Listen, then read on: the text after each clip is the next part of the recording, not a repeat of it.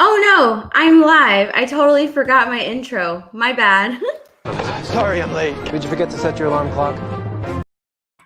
Hi. Hello. I hope everybody is enjoying Fandom as much as I am. Right now, I think they're doing some Sandman thing. I think. Hey, everyone. Hi. Biggles, I saw your comment. Where are you? There you are. Hell yeah. I will leave Gaming with Geeks channel and hang out here. Just don't tell Ryan. Chances are Ryan will see your comment. The Wonder Woman 84 panel was a disappointment, but that Gotham Knights game looked good. Hell yeah, Lost Jedi. That Gotham Knights game looked fantastic. Oh man, that looked unbelievable. I wasn't too interested in that game until I saw the preview for that. I was like, holy shit. So I have DC Fandome just playing in the background because I keep going back and forth looking at it. So I wasn't really like interested in that game, which is why I didn't really start streaming until now. But yeah, when I was watching that preview for it, and oh man, it looks fantastic. It looks so awesome. So freaking awesome. The Sandman is putting me to sleep. Yeah, I have it on mute. Like I wasn't really interested in it at all. Oh no, where the fuck is the money button? Right now, it's going through the approval process. So I did hit my hours. Thank you guys so much. So much. That's all I really wanted to do was hit my hours. Because I had to, when I came back to YouTube, I deleted a lot of my old content, a lot of it. I had, I think like over 100 videos up and I deleted a lot of it. So I ended up deleting a lot of my content. And yeah, it put me under those 4,000 hours. So that was, my goal was to hit those 4,000 hours. And thank you for helping me hit those hours. Yeah, I really do appreciate it. I appreciate you suffering through all of those makeup videos. I do have my hours though. Yes. I do have my hours. Hi, Subhuman. Good morning, Rhino. I was talking to Rhino a little while ago. So yeah, I know you're sleepy. Get some rest. Hopefully my voice can put you and ease you into a good night's sleep so that way you can be very much awake for the Raging Geek Jedi show. I'd be angry about it, but the Sandman panel has sucked the life from my body. Oh shit, the chat just jumped. Okay. Good morning, everyone. So it was, oh my gosh, it was like thunderstorming this morning. It was so bad. And I thought it was earlier than it actually was. Because I woke up almost at 11 o'clock. And I've been trying to wake up super early, like 7:30 around there. And when I woke up, it was dark outside. So I was like, oh, okay. It must be like 6 a.m. or something. So I went back to sleep and I woke up again and I was just kind of like, okay, it's still dark. What the hell? And I looked at my clock and it was almost 11, but it was just because it was storming outside. I was like, holy shit. Yeah, but it stopped. So hopefully, crossing my fingers that my internet won't, cut out or anything like that. And hopefully this won't get claimed. I don't think it will, but we'll see. We'll see. Oh, what is up, Senate? Hi, taking a break from EFAP. Hello there. Well, hello there, Senate. Hey. Yeah, I was watching EFAP too. I was watching a little bit of it. I was watching EFAP too this morning while I was getting ready before Fandom went live. So yeah, I was watching EFAP. Did you see their trailer for EFAP 100? That little potato, like all of their memers put together. Oh, I loved it. Oh man, that was so awesome. I loved their trailer. Alex, excited. Hi. Yeah, I'm totally fucking. Oh man, I'm so stoked for this entire day. For this entire day. The next panel is in 15 minutes. The Sandman panel is fucking long. It's like, what, half an hour? And I'm pretty sure like the Flash panel is only like 10 minutes. Like, what the heck? So I want to do the Flash panel. This is what I want to do. I want to do the Flash panel. After the Flash panel, I can't remember what the schedule is because I didn't write it down. I should have like put it on my phone or something or screenshot it.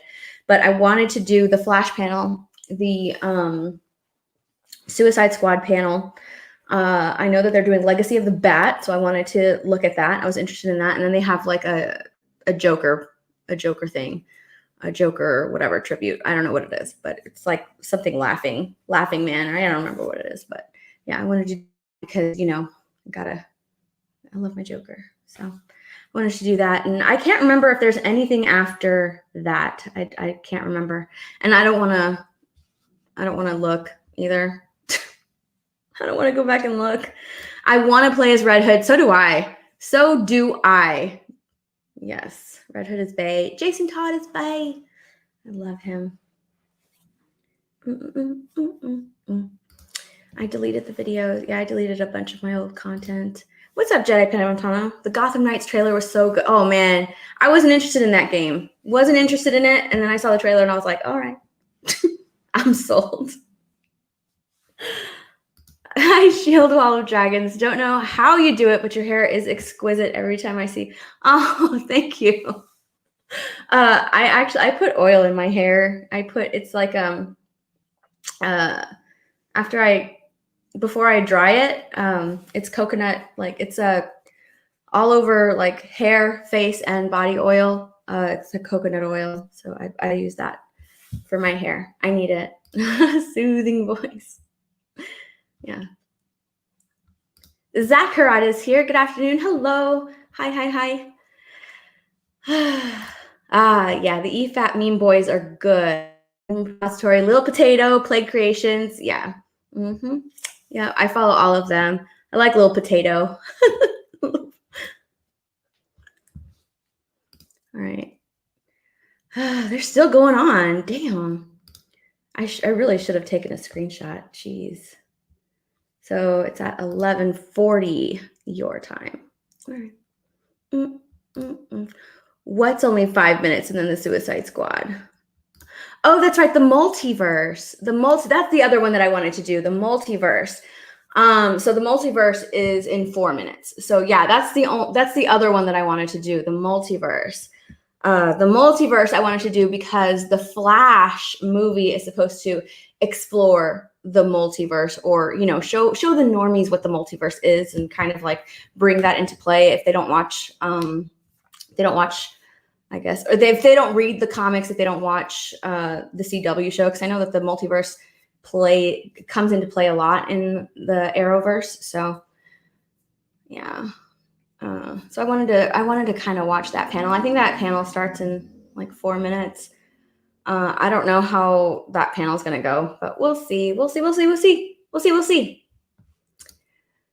There's too much on this weekend. Everyone's talking DC and EFAP 100. There's not enough hours in the day. I know, right? I know. And I wanted to watch the game. Oops. I wanted to watch the Gaming with Geeks panel too. So I watched a little bit of it, especially when they were going over the game, the Gotham. But I wasn't able to stay on because I had to start mine. So, oh my gosh, this is so boring. Fucking, are they showing any Black Adam footage? Probably not. They're probably going to like announce it. If The Rock has done any, I say like maybe if The Rock has done any like maybe outfit costume fittings or anything like that, maybe they'll show that, him and The Rock in costume. But I don't fucking Texas. I don't think that they've shot anything for that film. They've only made the announcement. So I highly doubt that they will show any Black Adam footage. I think they'll just talk about it, maybe talk about the concept. Yeah, maybe concept, exactly. Lost Jedi, maybe concept art. Because they haven't really talked about or shot anything. They haven't shot anything. Filming is just now picking back up again in some places. So yeah, I don't have any footage for anything Black Adam. Have I watched the Snyder Cut trailer yet? I saw Lethal already did a reaction. Yeah. Lethal, Tugs, who else? Lethal, Tugs, as they all sent me the Snyder Cut YouTube leaked footage. And I swear I was like, nope, I'm not watching it. I'm not watching it until the actual panel. And then Lethal put out a video and I was like, oh my God, Lethal, I want to watch your video and share it, but I can't because it has the footage in it. I don't want to be surprised. I don't want to be surprised. I want to actually watch. I want to have like my live reaction. I love being surprised. I like, I want people to see like my actual reaction to it. So, cause I think I have like really good live reactions. The first time, the second time, maybe even the third time, but I swear I was just like, no, I'm not watching it. I'm not watching it. I'm not going to watch it. I want to have a really good reaction. So yeah, I'm trying to stay away from that leaked footage because I really want to be surprised when I see it. I just want to like be in tears. I'm wearing my shirt though. I'm wearing my Snyder Cut All the Gods shirt though. And I did order the new shirt that came out for DC Fandome, the one that says associate producer on the back. I did order that. So if you forgot about the new Snyder Cut shirt that came out today, then it's on Ink to the People. It is live. It is there. You can order it. I did order my new shirt today. So yeah. Apollo. Hey, Apollo. I have not checked out your new memes. I am very sorry, but I will check them out. I will. You know I will. I check out all your memes and I like them and everything. Oh, Az is here. Hey, Az. I could show it to you now. No, I don't want to see it. I don't want to see it. I don't want to see it. I want to be surprised. I want to try. I do. I want to be surprised. Oh no.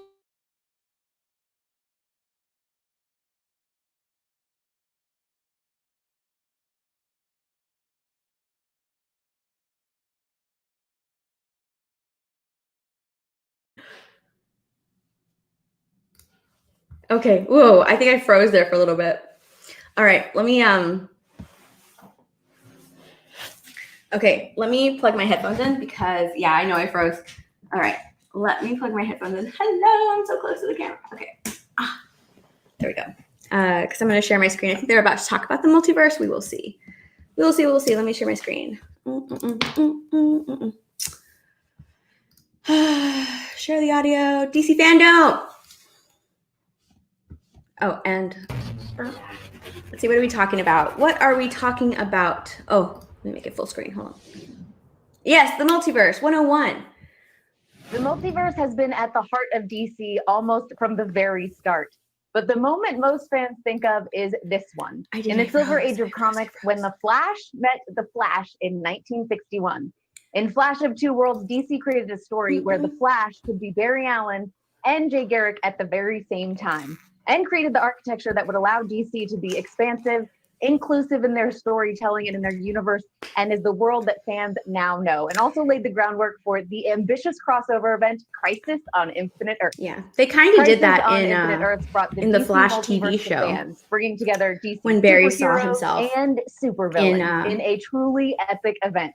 But this is not the first time DC has explored the multiverse, and trust me, it will not be the last time fans will see it, as DC is fully embracing this exciting creative concept and how it can open up endless opportunities for storytelling for our comic books, TV shows, film, and games creators.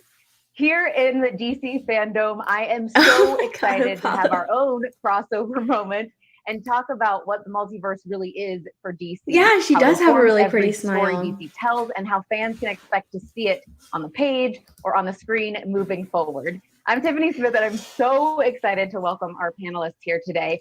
First up, we have got a legendary comic book artist in his own right. He is also the chief creative officer and publisher for DC, and he sits at the heart of everything DC does and is a master of the multiverse, Jim Lee. Jim Lee! Jim Lee! Next up, he oversees DC's films, which run the gamut Drink from 3PO! to Aquaman, and has huge plans for where Jay. DC movies are about to go next. Walter Hamada, how you doing, sir? Hello, I'm good. Great to be here. And finally, one of the key architects of Hi, DC's Tugs. Arrowverse and the amazing Crisis crossover event. He is executive producer of nearly a dozen fan favorite DC shows like Batwoman, The Flash, Supergirl, Tugs. Doom Patrol, Titans, Hi. and the upcoming Superman and Lois, and many, many more. It's Greg Berlanti. How are you? Very I don't know good. if you Very can hear good. me. Great to be here. Yeah, I Let's can just hear kind you. of I go think to they the brought top of Greg. it, and I'm gonna They go to probably you, brought Jim. Greg on What because exactly is the DC multiverse for people who may not know? Yeah, I think when people think about superheroes, they know the names, the costumes, the powers, origins, and it kind of tends to be this sort of pretty sure they brought monolithic Greg on kind of because thing. they did. But one of the she's things gone. that really is distinct because and unique to DC he, is that it's the first They've done large work of multiverse fiction on that the has CW show. leaned into this idea that we are not alone.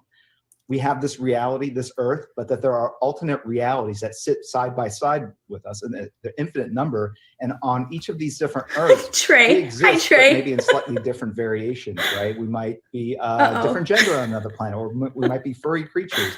And this extends to all the superheroes. So you start seeing this kind of endless spectrum of characters that you can create. And so it allows us to have the freedom and to create different versions and then lean upon that canon as we, change up the mythology and the pantheon of characters to better reflect the true diversity and inclusivity that our audiences want and that our audiences live in. And you kind of touched on it no already, worry, Jay. Jim, but Don't worry about let's it. go to you, Greg. How do you feel like the multiverse really informs the stories that you tell through DC TV? I would say that when we started out just with Allie. Arrow, 8-9 years ago now, it wasn't our intention to replicate what everyone had done so brilliantly in comics, and it wasn't until the Flash came along and we tried in the pilot of the Flash to put the two of them on screen together, that I remember watching that first scene of the two of them together and thinking like, oh wow, this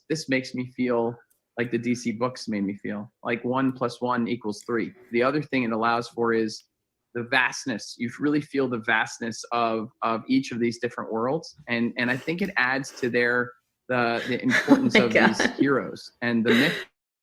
And that's been really exciting. See, and I again, didn't the mind the Arrow element of at surprise. first. If the universe it that was we're all, it was really everyone's good. I constructing, enjoyed the different Arrow. I showrunners and stuck with it. I creators and watched it. directors and, obviously I watched with the whole Walter and series. Jim helping I hated shepherd how all it of ended. I hated if it how can go to all how those different Arrow places ended. and still be Hated it. tethered together. Hated I think it. just as an audience member, I want to show up and not know like who might I see here, and I think that's incredibly exciting. Well, and I think it's something too where, we talk about comic book writers getting to You know, play it's with really the funny characters because in different when ways. they Same thing introduced on the TV Batwoman, shows where it's when you bring a they've kind character of poked from one fun at show that into another show. too. Those writers now get to play with that character because he or a was different always like, version of them, I'm the which I original think the fans, vigilante. myself I included, am not have Batman. They loved kind of seeing like on poked TV. fun at that too in the Yeah, Arrow that's a lot show. of fun for the actors. They love it when they play a villain version of themselves from another planet. Everybody loves to play a villain. You face some of the greatest evils known to man, and you defeated them.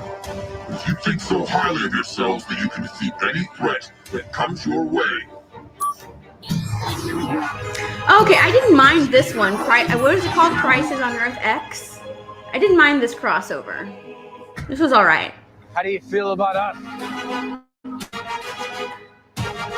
The beginning though was hilarious because they were like, thinking at the outset everybody was like, about getting to this Nazis. place of Crisis on Infinite Earths and seeing all of that. Can you talk to Yeah, us she's a back. little bit about just leading up to that and everything that happened before, and maybe like Can when you guys got hear to me the now point where you're better? like, yeah, How do I sound? this is something I we can hear you, really want to Tugs. talk about. Okay, sorry about Well, that. I mean, really, it was so Cool. much. Oh, of our you model hated behind the Earth scenes X was to try crossover. I and didn't create mind it. episodes and seasons and It shows took that we place would like want to during watch. Barry and so it Iris's just wedding. inevitably kind of And that's kept like when going we in were that kind direction. of introduced to One of that my mystery fellow character. EPs, Mark Nobody knew who Guggenheim, she is was, and it was actually my their own personal daughter. encyclopedia Yeah, that's for when we a first lot of introduced knowledge of her. these things. I didn't was mind really, it. I thought it was all the right, I centerpiece guess. of production-wise, pulling the scope of those things together. Yeah, see, I would be it was remiss all right. if I It didn't wasn't bad. just say. I thought it was funny how everybody much was just his like, own passion for "Oh, all that has Nazis! been I hate very Nazis." inspiring. I thought that was But funny. you know, we sort of kept, you know, just building block by block, and then truly in the last couple of years, and again in working with Walter and with Jim, it's really it's kind of taken a whole new level. We never thought we'd even be allowed to do Crisis, you know, like it was a pipe dream. We just kind of kept finding new ways to get all of our characters together, and then, you know, the year before we did Crisis, we said, well, what if we just say coming next, you know, and everyone's like, okay, yeah, you can say that. Well, I was like, well, I guess they've approved it then. I didn't know this panel was still going on this set. Super. It was really epic. Not been approved yet, Ryan. Calm down. I know it's not approved yet. But then, you know, the guys calling about saying that if we could we possibly fit in Ezra? Is that a possibility? Oh, that's really for the first time historically combining a TV character and a character in that way. Oh, so they called them and asked them. I think that's it feels interesting. like the beginning of a whole new generation of how they wanted to fit in Ezra. And that's just as a storyteller, it's really, really exciting. Well, I feel like a kid in a candy store being like, we got Crisis on Infinite Earths. What's next? But that's interesting. They called them and asked them if they could fit in Ezra. Crisis on Infinite Earths. Mm-hmm. Well, we are. I like that. I like that they called certain them. Worlds have been combined. Tugs is in stealth mode. Yes. I am sorry. I'm waiting my turn for the shower. What our crossover? I didn't know CW was still having a panel today. I thought this was moved into COVID right now. September. The only panel that the CW is having today is the Flash panel. The Flash TV show. Like the Flash movie is having a panel and the Flash TV show. And then on the 12th, they're having a Flash extended panel. That was truly. And with the rest of their TV shows. That's cool. Okay. Ezra and talk about the conversation of when you guys talk about this work. Can we get him look, here? he looks so We've been cute. developing on the feature side our Flash script for a while, which was leaning into the idea of was the that multiverse. Was that playing in that sandbox? Jay's and, brother? And again, my Yeah. focus is very much on the movies and what we're doing. And Jim was just like, would you, you know, since we're leaning into the multiverse, do you think Ezra would ever do this crossover? I picked up the phone, called him, and before I could even finish the pitch, he was like, I'm in. Tell me when, where. Like, he's just such a fan, I think, of the character and I think of the universe, and he understands the importance of Flash and the character of his role sort of in that idea of the multiverse, that he immediately jumped on it. And then at that point, it was just Jim ran with it. We were in a meeting. I think it was Walter, me, Peter Roth was there. We kind of threw out this idea, and Peter was like, let me talk to Greg about this. And this was last minute too, right? But we crossover. Yeah, exactly. This is like right before the holiday. We were editing, and the call was like, well, wait a second. Can Flash also bring us back in time to do this? You know, that's awesome. See, I love that. I love that they already shot the crossover episodes and then they brought Ezra in, and that kind of shows us that they already had a plan for the multiverse to come into play in the movie. I really like that. Yeah. So the only episodes of Qui-Gon. And that this was the only episodes of Batwoman I watched from the crossover. I don't know how the Flash and the other heroes will react to a black Batwoman that has nothing to do with the Bat family. Yeah, and Peter. I don't know how they're going to bring her in. So I wonder, is she going to be a different character, or are they literally replacing her? Very last minute, and Mark wrote dialogue at the last second, sent it over. They're literally replacing Ruby Rose with this new character, and she's going to be a brand new Batwoman. This is happening. Just brand new character. Okay, so she doesn't have Ruby Rose's character's name, whatever that name was.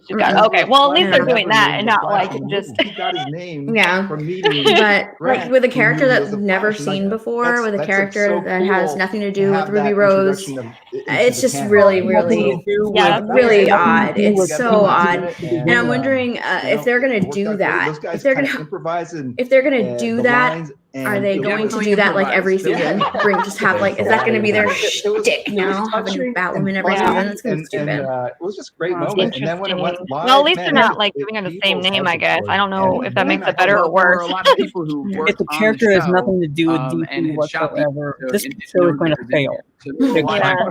That had been in the episode that were watching it live. If you could hire Justin Bieber and kept saying that's a name, it would have made no difference. Like, no, I wasn't. We just did it last week.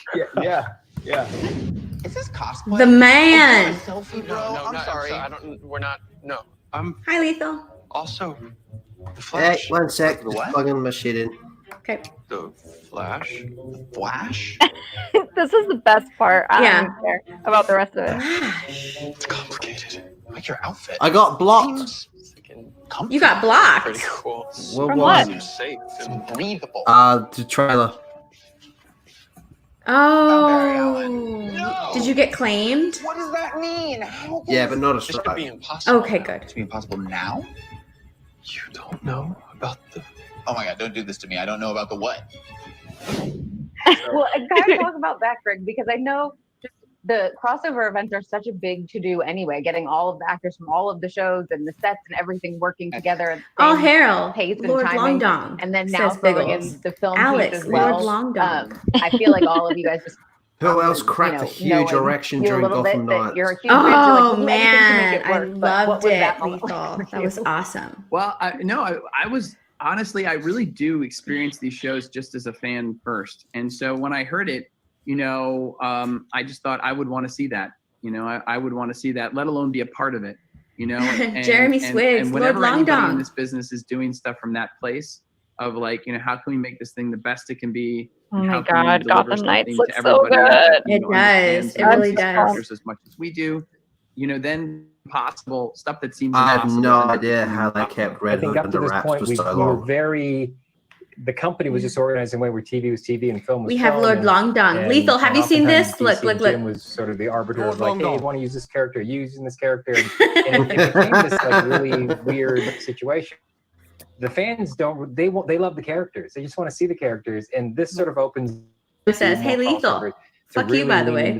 Oh my God, Rhino. Flash on TV and one in the movies, and you don't have to pick one or the other. You can love both. And they do both exist in this great multiverse, and I do think that moving forward, there's more opportunities for us to do things like this. And really, it at the end of the day, it's about the fans, and I think the fans want to see it, and it gives us a way to sort of explore maybe some different stories and different ideas, and use the medium in a different way than it's been used thus far. We can just dive in a little bit more into the film, DC films. Walter, for you, what does the multiverse really mean? What the multiverse allows you to do is sort of lean into this idea of you can tell It's at just great stories. 2:55, You don't have to really be as focused on it has to Oh no, fit the within game. a I don't know when the singular game is. 7 continuity. o'clock. On one Earth, think? we have our Gal and Jason and Ezra version of the Justice League, and we can continue telling those stories. While on a separate Earth, we don't have to worry about the continuity. Yes, we can have a more yes, I grounded, love this. real I love this. year I two love Batman, this. and build out that world, and not really worry about continuity, story elements, and etc. And so it's really kind of the best of both Hey, worlds, X-Ray and girl. allows us to Hi, take X-Ray advantage of girl. everything that's great about what we've done, and really allow us to sort of expand moving forward. And we're trying to keep it as simple as that. Like there is that one Earth, the greater Earth of sort of this existing Justice League, and then the beginnings of another Earth that is sort of happening. That's early stages of year two Batman, and then obviously there are outliers like Joker, which it doesn't exist in either Earth. But that's okay. It's all part of the multiverse. Matt Reeves can continue to build out his Gotham, and he's got great plans to how to build it out in a way that's sort of innovative. And they announced recently that there's an idea of taking that Gotham and exploring it at HBO Max as a show. Like those are That things scene where that the you can DCEU do Flash and the because we don't CW have to Flash worry met about is how literally that the would best impact moment ever in the Aquaman Flash 2, TV series. or how that could impact the Flash. Yeah, it really So was. Agreed. I think it just opens doors Yeah. for us in ways that you couldn't have if you had to have a singular. You should have choked him. universe. So let's get into some of the questions that we've got from I fans. really- The first one I is love for this. you, I Jim, love that they from are Van in the U.S. Finally, Now that Doomsday Clock has concluded, finally will we see embracing any more of Alan Moore's the comic characters multiverse cross over with the DC with the multiverse? TV shows and the Probably movies. less on I the fucking love it. I crossover love it. side. You don't want to, dip into the well too often and kind of make Oh it my God.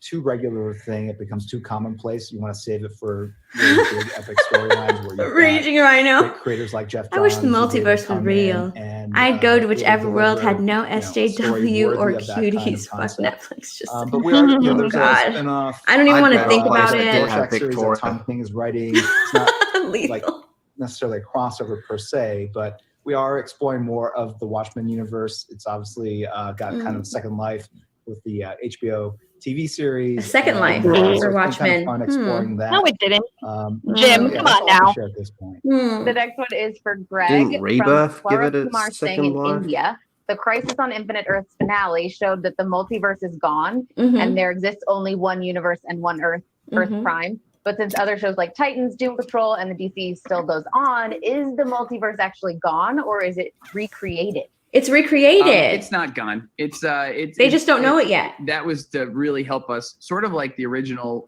reason for Crisis, when they were like, "Oh, we have too many worlds. Let's start combining things for the purpose of the books." I think for the purposes of the CW, those worlds are now one.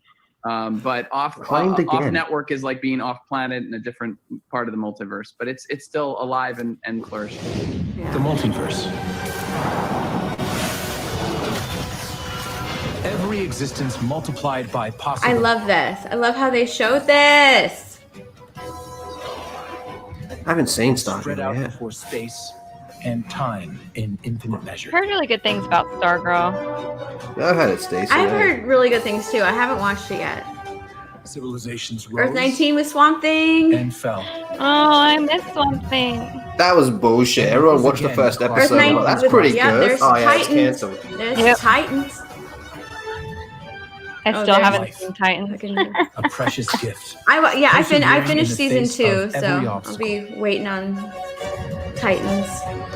Look, look, look! There's my man. I love him. Look at that smile. Finally, the age of heroes was born. Oh, that's right. I forget they call it Earth Prime. Okay, Yeah, they call it the Earth next Prime. question is for you from Sumik Day in India. Will we get more multiverse movies or even Elseworlds movies like Superman, Red Sun? More Brandon Ralph. Ooh, I think more, it's- yes, yeah, more the Brandon Routh. possibility is there. It's not. Okay. It really Oh, comes that's down to, Walter. like I said, Alright. our focus is great stories, and so if we come across, Thank the right you. filmmaker Focus with an is interesting great stories. I doesn't like that. work within our existing timeline, Mhm. and it would work as an Elseworld, we would definitely explore it. I can say we're not currently developing Red Sun, so. Okay, that but is can you one of put them, Henry but Cavill and Zachary it Levi really together? comes down to when the right filmmaker or the right idea comes together. Fine and That's all, the but beauty of multiverses. We can explore it. We can go down the road and take a shot at it. But what we don't want to do is be in a place like Jim was saying. Like, it should be special. It doesn't. You don't want a. I don't think you want an Elseworld movie every year. No. No. Like Clockwork. Like, it'd be much better for it to Ooh, be that's a special a thing. dig, And we also isn't want it? them to be great. We want them That to be sounds like a special. We wanna dig. make sure that it At doesn't Marvel? just sort of feel like At we're just Marvel cranking and, out and a Star Wars, volume because they're of like, you're gonna get different something every versions of year. these Every year, Star Wars, There has to right? be a If reason it's for not it, like and a I think part that's of the their, reason it'll that be a we're Star Wars excited about, story that the fans will or be a excited part of about. an So, episode. Yes. Bum, The answer is yes, there will be You're opportunities. not gonna That get one something is not every one year. of We're the focusing on We've stories, got one good more question storytelling. for you guys. Damn. From Ryan Dang, Keller in the Walter. US. With the existence of the DC multiverse, how do you approach managing a wide variety of characters, stories, and universes for DC? There's my And Suicide how Squad would you shirt. work to help keep the I audience really connected like with such that. a large variety of characters and I want it. stories? I imagine that you guys all have I think like that a board this is a somewhere good in your direction house. for It's like, DC. They're you Yeah. open the doors and it's This like is a good. fancy This is characters and the whole positive. I world think this connected is something beyond each positive. other. This is a good Okay, direction. first of all, Any of you Swigs, have they it. won't If be you do, please fighting. show And us right secondly, now. yes, without shirt. Always without shirt. It's like one of those True Detective scenes or something where it's just like newspaper Yarn, clippings just and yarns and strings. pins. Yeah. Oh, I think that is the challenge. There's so many characters, so many versions, but we have people through film, TV, within Berlanti's company. These are the assets we track and try to make sure that there aren't inconsistencies and that we are constantly communicating between ourselves so that we deliver something that's satisfying and maybe paints a bigger picture.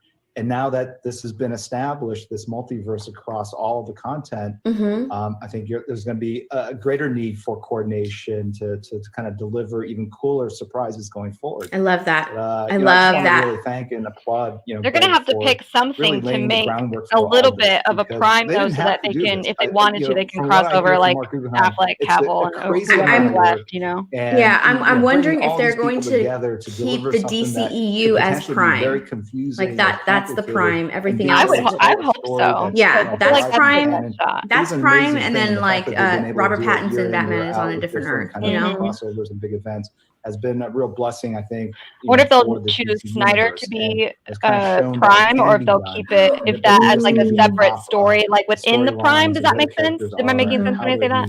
Yeah. Because they're the same characters, but obviously. His Yeah. a lot of fun involved. He said that going forward, that Justice League was more canon than his own When we version. were first pitching okay. the idea of certain characters, you know, there was a sense of like, okay, well, bye, you know, Rhino. this was years ago. Have a good but sleep. like, oh, we might Bye, use this Rhino. character in the movie space, so maybe we won't then use a character there. And I would say, well, I can watch an animated Batman, and I don't confuse animated Batman from the Batman in your movies to, you know, something on a show. But it doesn't mean that we still don't have to warrant using that character. You know, certainly any kind of character with that kind of size and scope and that much meaning in the world like this. But you know, so we want to justify our use of any character, but at the same time, Trey. That would have been ultimately nice. I think it's in the, you know, I think as we that bring all it's these characters into live action and to life, it's just so much more enriching and rewarding for everyone, you know, to feel like, okay, you know, the best idea wins, and the best version of the story is going to be what we're all really trying to serve. I think in the past there's been like, well, I think teachers right might now, do something with that. So stay right away from now, it. It could be years they before need it. that character ever showed up on the Right screen. now is If the it even perfect showed up time on for the them to screen, introduce you know, it and it was because clear, they it's like, need it it, doesn't because make DC sense needs to it. hold that back.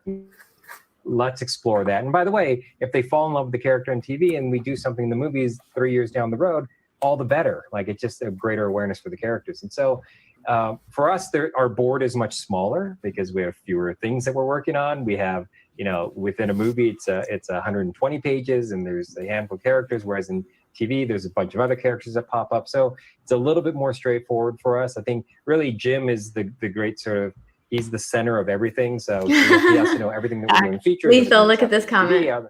And everything funnels to him. Lord Longdong and I should think be it's in the great Bat that we found family. this guy who's I'd make knows the Bruce world better than Wayne anybody, feel who like can sort of he's look back at it in and kinda Tom go King's run. and come up and say, Oh, wouldn't it be God. great if Lord Ezra Longdong. showed up when met Grant? And it's like, you don't get that without Jim sort of being sort of at the center of all this. And so it's I think it's just a great collaborative team, and it's really just the beginning of what we're doing here. I think with just the stuff that we're working on now, the idea of the multiverse, and really HBO Max being this other venue for us to really start to meet in the middle.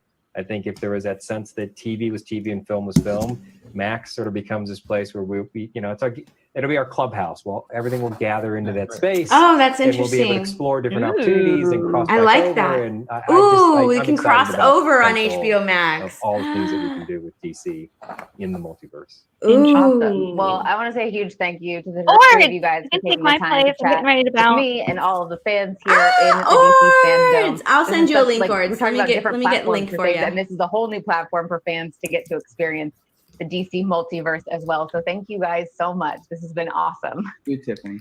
Thanks, Thank you, Tiffany. All right, we're gonna do this DC multiverse thing. Can we please get the zombies? That'd be great. I want Blackest Night. Give it now. Or Deceased. All right. Let me send this link to Ords. Yes, Swigs, exactly. They're both from a new Earth where shirts were never invented. So therefore, Zachary Levi and Henry Cavill never have to wear one. And Ben Affleck, if he so chooses to be on that same Earth. Yes, that is correct.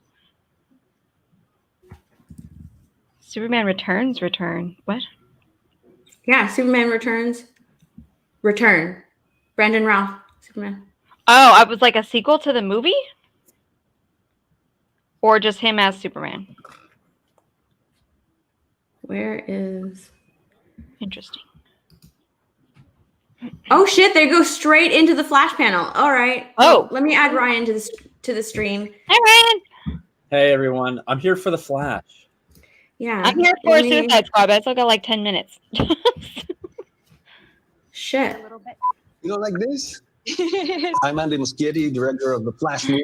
I'm Christina Hodson, the screenwriter of The Flash. I haven't spoken to humans in a while, so Damn, I'm gonna they be went rusty. straight into it, didn't they? Muschietti, the producer of the Flash movie. I play Barry Allen, aka Dear God. Oh, look at Fight. Get out of here. You want to fight? digitally with you. Gross. Dear God. Sometimes in life, Flash fact, if you go to the bottom of Andy Muschietti's Wikipedia or IMDb page, you'll see that he actually has a PA credit on the 1996 Madonna movie Evita. must ask Did you know I can go on YouTube and watch you choke slam a Telling the woman? story of one of the greatest superheroes of the DC world is a challenge. The most important thing is that it gets to your heart. Growing up with Batman and Superman and Flash, it was an opportunity to reconnect with childhood experiences reading DC Comics. Flash fact, DC Comics actually stands for Detective Comics. Okay, yeah, duh. Are we going to talk about the Flash or what? The tone for the film, I think, is very comics. much Andy's signature. That thing they fucking ripped out last week. You can jump from funny to scary to emotional really fast. And it's also a time travel story, which I find very exciting. Andy managed to put these tiny little DC Easter eggs into the It movie. I like your glasses, Mr. King. You look just like Clark Kent. I don't know about that. One, he was vying for the job way earlier than any of us knew. Or two, while making the Flash movie, he discovered time travel for real, went back in time, and went to put all these things in just to mess with us. Either way, well played, sir. You meet Andy and you immediately can understand why he's the perfect choice for this movie. Who are you wearing, Ezra? Passion, his priority of finding the heart of the story. I'm also excited to see Andy's version of the Speed Force. He happened to have done some doodles that I may or may not have taken and kept. They are literally unlike anything you've ever seen before. Flash fact, did you know that according to actual comic book canon, Superman is both a vegetarian and a Metallica fan? Which is, of course, impossible. But then again, he's Superman. Batman lost his parents. Oh my god. Superman lost his planet. Harley Quinn lost her egg sandwich. But Barry, because he's got this ability to go back and manipulate time, he's the only one who can actually go and change his own personal story. His mother was murdered, his father was framed and incarcerated, and all his journey from then was of a man trying to make things right. And it sounds like a cliche, I hate but this already. script is So do I. everything. The fuck? When I got to read Christina's first draft, I was just blown away. The script has really captured his loquacity, his personality. So you're fast. Can I keep That feels like an oversimplification.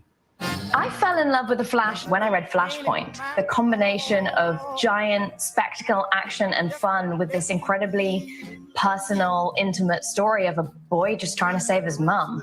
He's someone who has the power of changing. If you don't the care events about of the Flash past, before by doing Flashpoint, so why do you care can about Flashpoint? deteriorate the very fabric of the Yeah. space-time continuum. The juxtaposition between his I'm with you, vulnerability AFK bar. and This his movie's good. immense power is really I'm with you. what's exciting about superheroes to me. Flash fact. The hippopotamus is faster than the human being. Beware.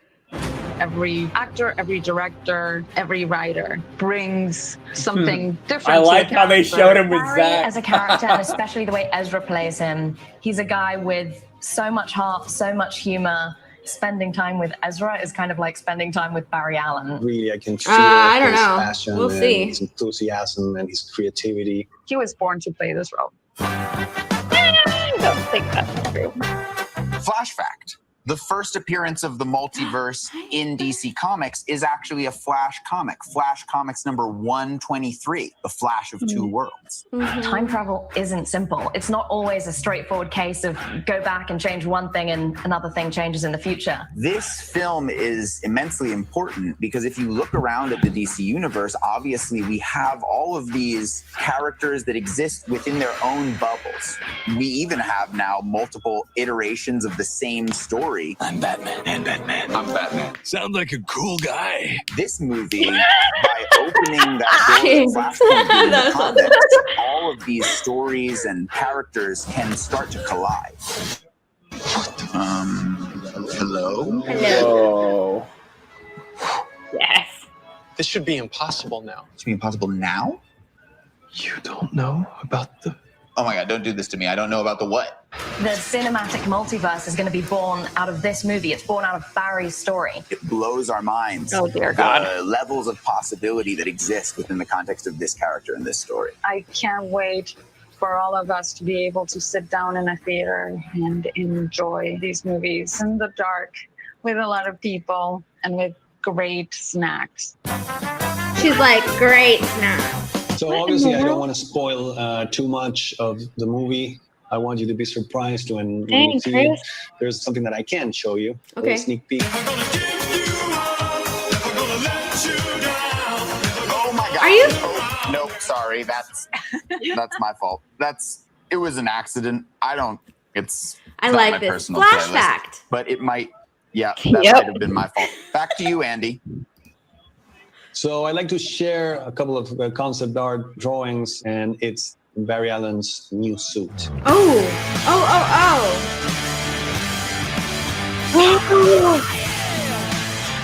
As you can see, it's more organic. You can see light embedded in it. It has been built by his friend Bruce Wayne. That was Michael Keaton's Batman. There it Flash is. fact. The first ever Batman movie is actually an unlicensed Batman Dracula movie made by Andy Warhol with a soundtrack by the Velvet Underground. It's unreleased, but there's 39 minutes that have been recovered, and I highly recommend watching them. They're extremely strange. There are so many potential crossovers in the multiverse. So many cool things that you could do. I would Listen to the really theme. love them to do a two-hander with Wonder Woman. I think they would solve a lot of problems, let me tell you. I'd like to see Game of Thrones crossover. Instead of all the months that it takes traveling from Winterfell to King's Landing, it would happen in 2 seconds. It does. In the Iron Throne. Do you watch? I actually Did already you have a did you weird watch? DC They multiverse introduced time crossover. travel. My best friend growing up is Rob Pattinson's older sister. So I've actually known the new Batman since he was 2 years old and in diapers. I would like the Flash to meet in the multiverse Nicolas Cage. Not the Nicolas Cage Superman that never was. I'd want the Flash to meet Nicolas Cage, the person in this world, who I believe probably does have the ability to transcend space-time. Okay. It's a real proposition. Be quiet. You're God.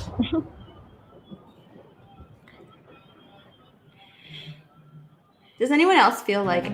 I also can't wait to hear more about The Flash. Thank you, Andy, Barbara, Christina, and Ezra.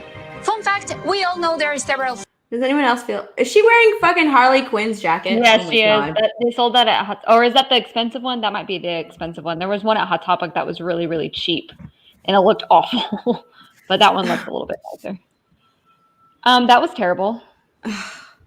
Other than that concept art, which was Michael Keaton's Batman blatantly standing. I know. The Flash. That was horrible. What the heck? Wow.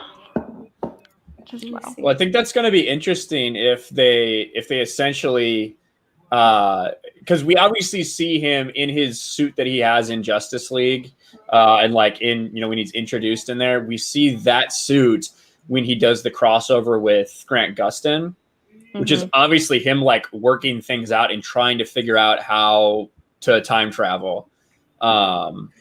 So it'll be interesting to see if he essentially gets lost in Keaton's world. Like if that's what happens, and then Michael Keaton, much like how we had the Batman. Biggles is trying to get your attention. I know. Yeah. Terry McGinnis. It's Batman Beyond right now. Oh. But I'm not planning on doing a Batman Beyond. That's not. I wanted to skip that one so we could talk about the Flash panel. Biggles, it's not Batman. It's not Batman Beyond. It's just. It's. Yeah. It's like I don't know what it is, but I was. They're calling it Batman Beyond. It's just a bunch of random things about all the Batman in history. Batman. It's not actually Batman Beyond. Yeah. What is it? Beyond Batman. Yeah. They're just showing little clips of all the different Batmen who have ever. Yeah.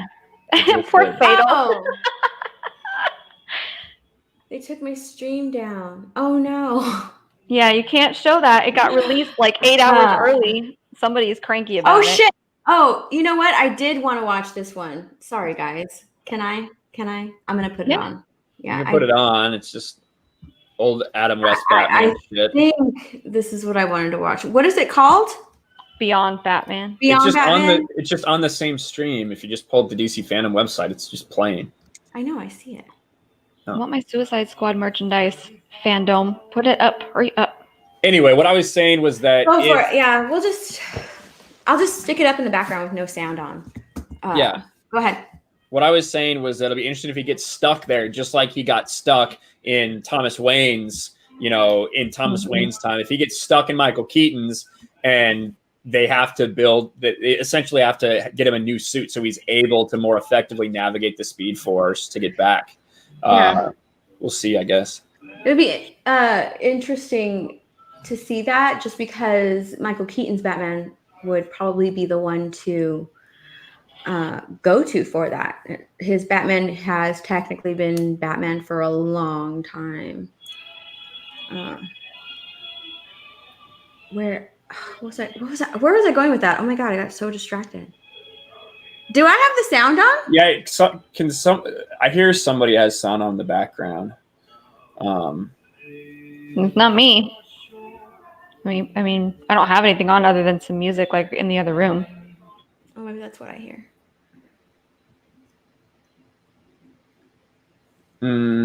Yeah, I don't know what this panel is actually supposed to be about, other than just looking at past Batman. I think that's what it is supposed to be about. Just taking a gander of all. They have 1 minute until Suicide Squad. They better hurry. I'm just saying. Oh my gosh, it is. I like this. Shark repellent. Enough said. That was the greatest moment. The Flash can do better. Yes. I'm really interested in it, though. I like that they, featured Barry's new suit with Batman, saying that he's going to help, implying that he's going to help create Barry's new suit. Unless it was just shit concept art. Boards. We're all overlooking it. I know. That could be the case too. That could be the case too, where there's like, hey, just make sure. Yo, what up, guys? Here. Hi. That's How funny. you doing? Waiting What's for the Suicide Squad panel so that I can go on Park Hop and stream. Nice. Taking Yeah, I'm its excited time. for that. You do have to think too that concept art, I guarantee you, was done long before Affleck ever decided that he was back on. So it could just be like fucking random. They're like, hey, just make sure he's with Batman. Okay. Yeah, but that was Keaton's suit. That was Keaton's Batman, and we have noticed, or we have heard rumors of Keaton coming to the Flash movie. Yeah. So the fact that they have Keaton in the background makes more sense than. It's not rumors; it's confirmed. Muschietti confirmed in the same interview that he said Batfleck. Well, no. I meant like last month. When we were making the videos about, maybe Michael Keaton's coming back. We heard rumors that he could be in talks to come and reprise his role as Batman in the Flash movie. Not this recent interview that it is confirmed. There's Terry. I miss Batman Beyond. Me too. Yeah, that was a good one. Mm-hmm. That's Biggles' favorite. I don't know if you guys ever read the run Future's End. But Terry, unfortunately, you didn't like it? Oh no. Not really. No, it was a bunch of one shots from memory. No. They did I think they first launched it 0 issue for Free Comic Book Day, and then it was an overall story arc. Basically, Brother Eye had gone sentient and was essentially able to steal powers from all the superheroes and stuff. And then the only people who are left are Terry and Bruce Wayne, old Bruce Wayne. And basically, Bruce Wayne has to give Terry this time machine to go back in time and stop Brother Eye from happening. Terry, I think, eventually dies in that run. I'm almost positive Future's End was a bunch of one-shots for every New 52 title that was going on at the time. They had holographic covers. Yeah, that's something else. I think that was gosh, what the hell was that? That was when they tried to read Future's End was before all of that, before they did that. But I know what you're talking about. Oh my gosh, why are you guys running behind? Come on. I'm annoyed. Ugh. Well, I'm going to bed. All right, Lethal. Bye. Later, dude. Love you. Oh, here he left. All right. I can't wait. That's anymore. okay. We have Jeff. Boom. Hi, Jeff. I gotta go. Okay. I'm sad, but I gotta go. Okay, bye. All right, Tugs, bye. Bye, Tugs. Hey, I was gonna say, I think in that run, Terry dies, and then I think Tim Drake ends up playing that role of the Batman Beyond, if I remember correctly. Mm-hmm. Apollo, when can I go to Comic-Con?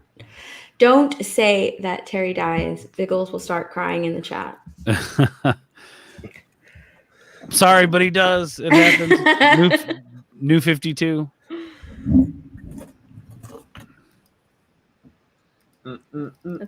I think that's the only thing that Biggles watches that's DC related. Fandom exclusive. How's everybody doing? How are Good. Did you guys starting. get your Yes, looks like they're t-shirts starting. yet? Oh, let me turn the No, volume how do you get that? How do you do that? Oh, here, I'll share it. Let me share it in the chat. I can't hear it. You can't hear it? Yep. Yeah, it's Oh shit! Hold on. Yeah, a lot of people didn't like New 52 stuff. Some of it was okay. Before seeing content. There we go. Check it out. This is amazing. I'm so excited to be here at DC FANDOME with all the amazing DC fans. As many of you know, the Suicide Squad is by far the most fun I've ever had making a movie. I am still working hard on it every day from morning till night, but we're having a great time creating something incredibly special for people. And I'd like to take this break now to take some questions from you guys. Hey, James. When was the first time you ever read Suicide Squad as a comic book? There you go. And who's your favorite character? I read John Ostrander's original run of Suicide Squad. So I remember reading the very first issue of that run and falling in love with the concept, with the characters. I loved the movie The Dirty Dozen that came out back in the 60s. And this was like a super villain version of The Dirty Dozen. And I loved the character of Amanda Waller, who was so different for the time, in terms of being such a strong woman, but not kind of an anti-hero, but kind of bad, kind of good, not physically the same as everybody else you saw in comic books. And I just thought she was so cool. And of course, I loved all the characters and Boomer and everybody. And I just had a great time reading that initial run.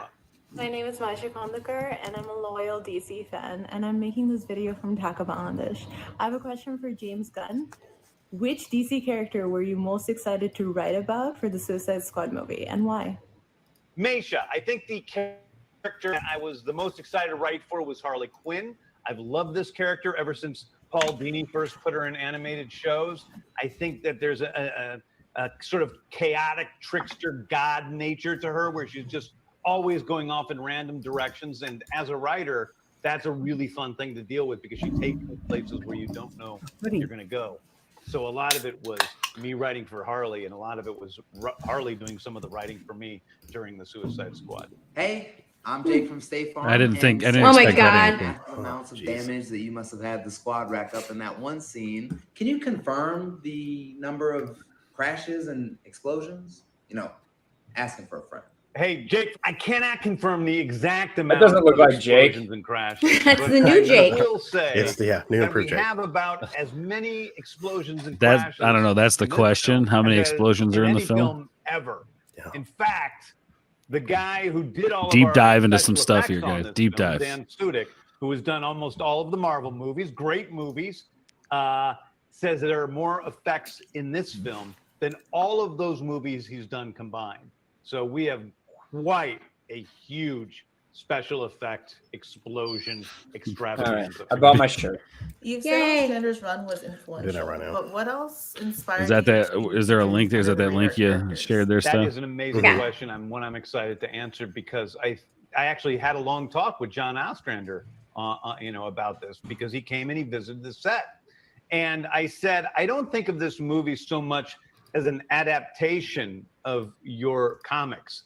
I think of this movie as a sequel to your comics, to your run in the comic books. What would John Ostrander be doing with these characters, if it was 30 years after he first started?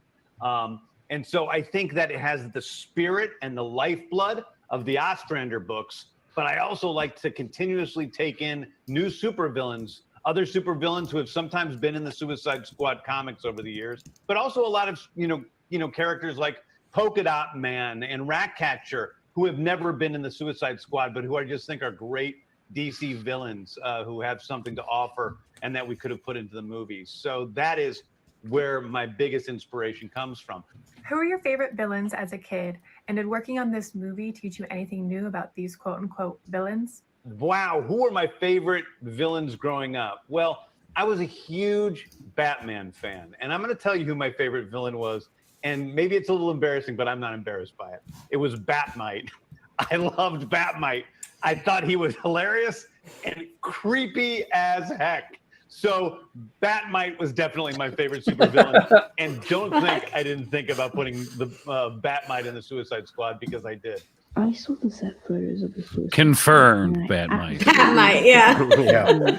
Jesus Christ. Is playing Javelin Man, and if so, why? Also, is Nathan Fillion playing Blackguard?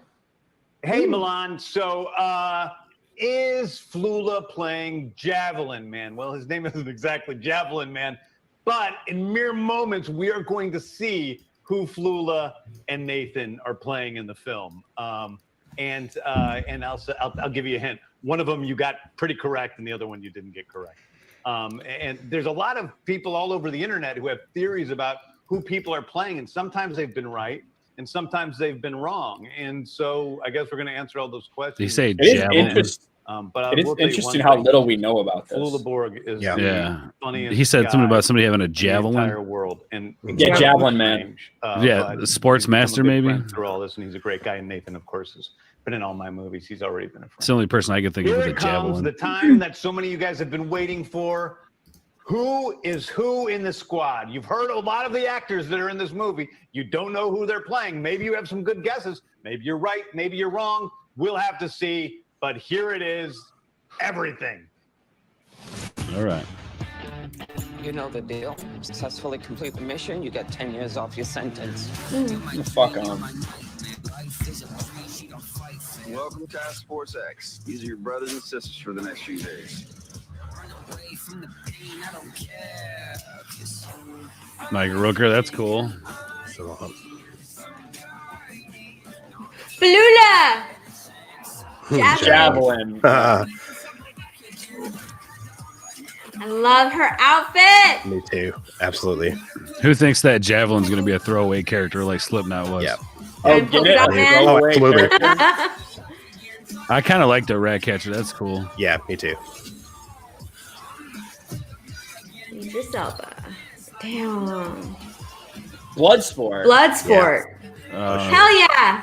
That's cool. King Shark is a shark.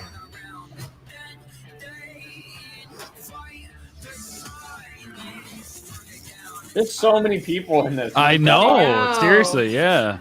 Look This at is him. crazy.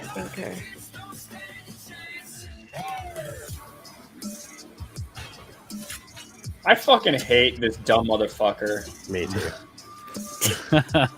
Pete Davidson looks like such a piece of fucking shit. Yeah, he does. Oh my god. What? Oh shit, Oh, Weasel. what The fuck? He's forgetting Captain Boomerang again. That's yeah. They wasted him, I think, man, in the first one. Well, yeah. Hopefully, we'll get to see what is actually meant to be. Right. John Cena's so many fucking people. John Cena's Yeah. Peacemaker. Mm-hmm. Yeah, that is a ton of people. On That's a this team. massive cast. When they first showed him that helmet, I thought he was fucking Orion. I was like, Yeah. what? And the characters they're playing of the Suicide Squad. First of all, we have Idris Elba as Bloodsport. John Cena. Oh, that's like let's put money down. on I who's love gonna die that first. art. Peacemaker. Look at him. Malchian as Polka Dot Man. I think that's a good cast there. I love that art. As Captain Boomerang. Nathan Fillion as TDK. Flula Borg as Javelin. Flula! This is like a really messed up Brady bunch. Look how big this panel is. Jesus. I know. It's huge. Ratcatcher 2. Pete Davidson is Blackguard. Boo. That's as normal as I've ever seen that motherfucker look. Michael Rooker, unfortunately, is Savant. I had to put him in the movie. Gotta have Michael Rooker in the film. I would say now he's Marvel and DC. Yeah. I like the Thinker's outfit. Look at that weasel. That's fucking cool. Steve Agee is John Economos and our on-set King Shark. Yes. Alicia Braga as Sol Soria. Juan Diego Bocco is General Presidente Silvio Luna. Real great guy. Joel Kinnaman is, of course, Rick Flag. Damn! Viola Davis is Amanda Waller. Great casting right there. Of course, Margot Robbie as Hell yeah. Harley Quinn. Pete Davidson needs to get slip knotted. Yeah, well, and Margot Robbie's the only returning cast other than Rick Flag. Boomerang, Rick Flag, and Amanda Waller. Right, that's right. You're right. You're right. We're going to have some fun here. We're going to do... There's just so many people. It's ridiculous. It's not fun unless there's somebody winning and somebody losing. And so I would like to have a couple of team leaders, and I think it only makes sense that we have the people in charge of the Suicide Squad, Viola Davis and Joel Kinnaman, as our team leaders. I like this one. How are all these Marvel Disney people doing? DC now. And let's Bloodsport. Thanks. Definitely. Peacemaker. I'll take my girl, Harley Quinn. Damn it. All right. Yay! I will take Savant. Oh, good for you. Wow. What a bad That is. And you guys have scenes together. Michael Rooker's a lot of fun, man. Yeah. I've seen him walk in the floor at cons and stuff, and like he'll interrupt other people's like autograph signings just to interact with the other celebrities and stuff. It's fun. No, I already know. I'm going to take my boy, King Shark. Okay, I will take my man Boomer, Jai Courtney. All right. Ratcatcher. Ratcatcher 2. Two. I will take Flula Borg, the Javelin. Yes. Flula. I love saying his name. Flula. Yeah, Polka dot man. Thank you. Yes. His nails are painted. I'm gonna have to grab the weasel. Oh, good man. That's not on Rooker's team. Yeah. The weasel. Yes. Is that everybody? Out of names. What about what's How did- he got picked last. There's only so one left. sad. How do you corral all these people? Nobody gives a shit about Pete. Yeah, the thinker. Right idea. Viola picks the Thinker. You guys are losing already. They're stuck with. Oh, there you go. See, nobody wants to pick Davidson. El Presidente. Okay. What about Mongo? You got picked by Joel. Yeah, thank you, Joe. Nobody cares. I'm just why nobody wants to pick him. Nobody cares. I'll go. Yeah. I'm here, guys. I'm over here, guys. I'm an actor too. Okay. That went well. I think that went really well. And let's start off. We're going to go head to head, and we're going to start off. I like how with John Cena's all dressed up. Joel. That's so cute. And Viola. I'm going to pick. This is a good question. Okay. I know both of you know so much about the lore of DC Comics. There's a multiple choice. All right, Biggles. We'll see you You later. don't have to look terrible. Out of all the squad members, who are the only characters to have had their own comic series? There's two of them, and I'm gonna list four options: A, Harley Quinn and King Shark; B, Harley Quinn and Amanda Waller; C, Harley Quinn and Peacemaker; or D, Harley Quinn and Boomerang. Is that what this is going to be? King Shark. Wasn't it King Shark? King Shark was in the. Harley Quinn and Peacemaker. Boom! Yes. Oh, okay. Well, I know King. I can't even remember. They were together a lot in the. I think I forget which volume it was, but Yeah, what volume was that one? they spent a lot of time together. Polka Dot Man. Polka Dot Man. Again. Mr. Sean Gunn. Weasel versus Polka Dot Man. Old friends. Oh, I want a softball. Oh, yeah, cue up the special guest. ¿Qué tal, amigos? Hola. ¿Cómo están? How are you? I've got a question. What career military man probably wishes he'd never followed in his dad's footsteps? Joaquin, the great Coachy Loco. Rick Flag Jr. I had Super Grover. Is Super Grover not Super Grover? You're wrong, Rick Sean. Flag Jr. You're wrong. Wrong canon. Points for creativity. Now, there's no multiple choice. You just got to answer right away, and you have to have it be the right choice. Okay. Who has more tattoos, Harley Quinn or Pete Davidson? Harley Quinn? No. Pete, Margot gets another point. I was thinking about his character. Oh. How we were shooting. This is a language. This is a misunderstanding. That's always your answer when something goes wrong. Who's next? The Bond. Billion. TDK.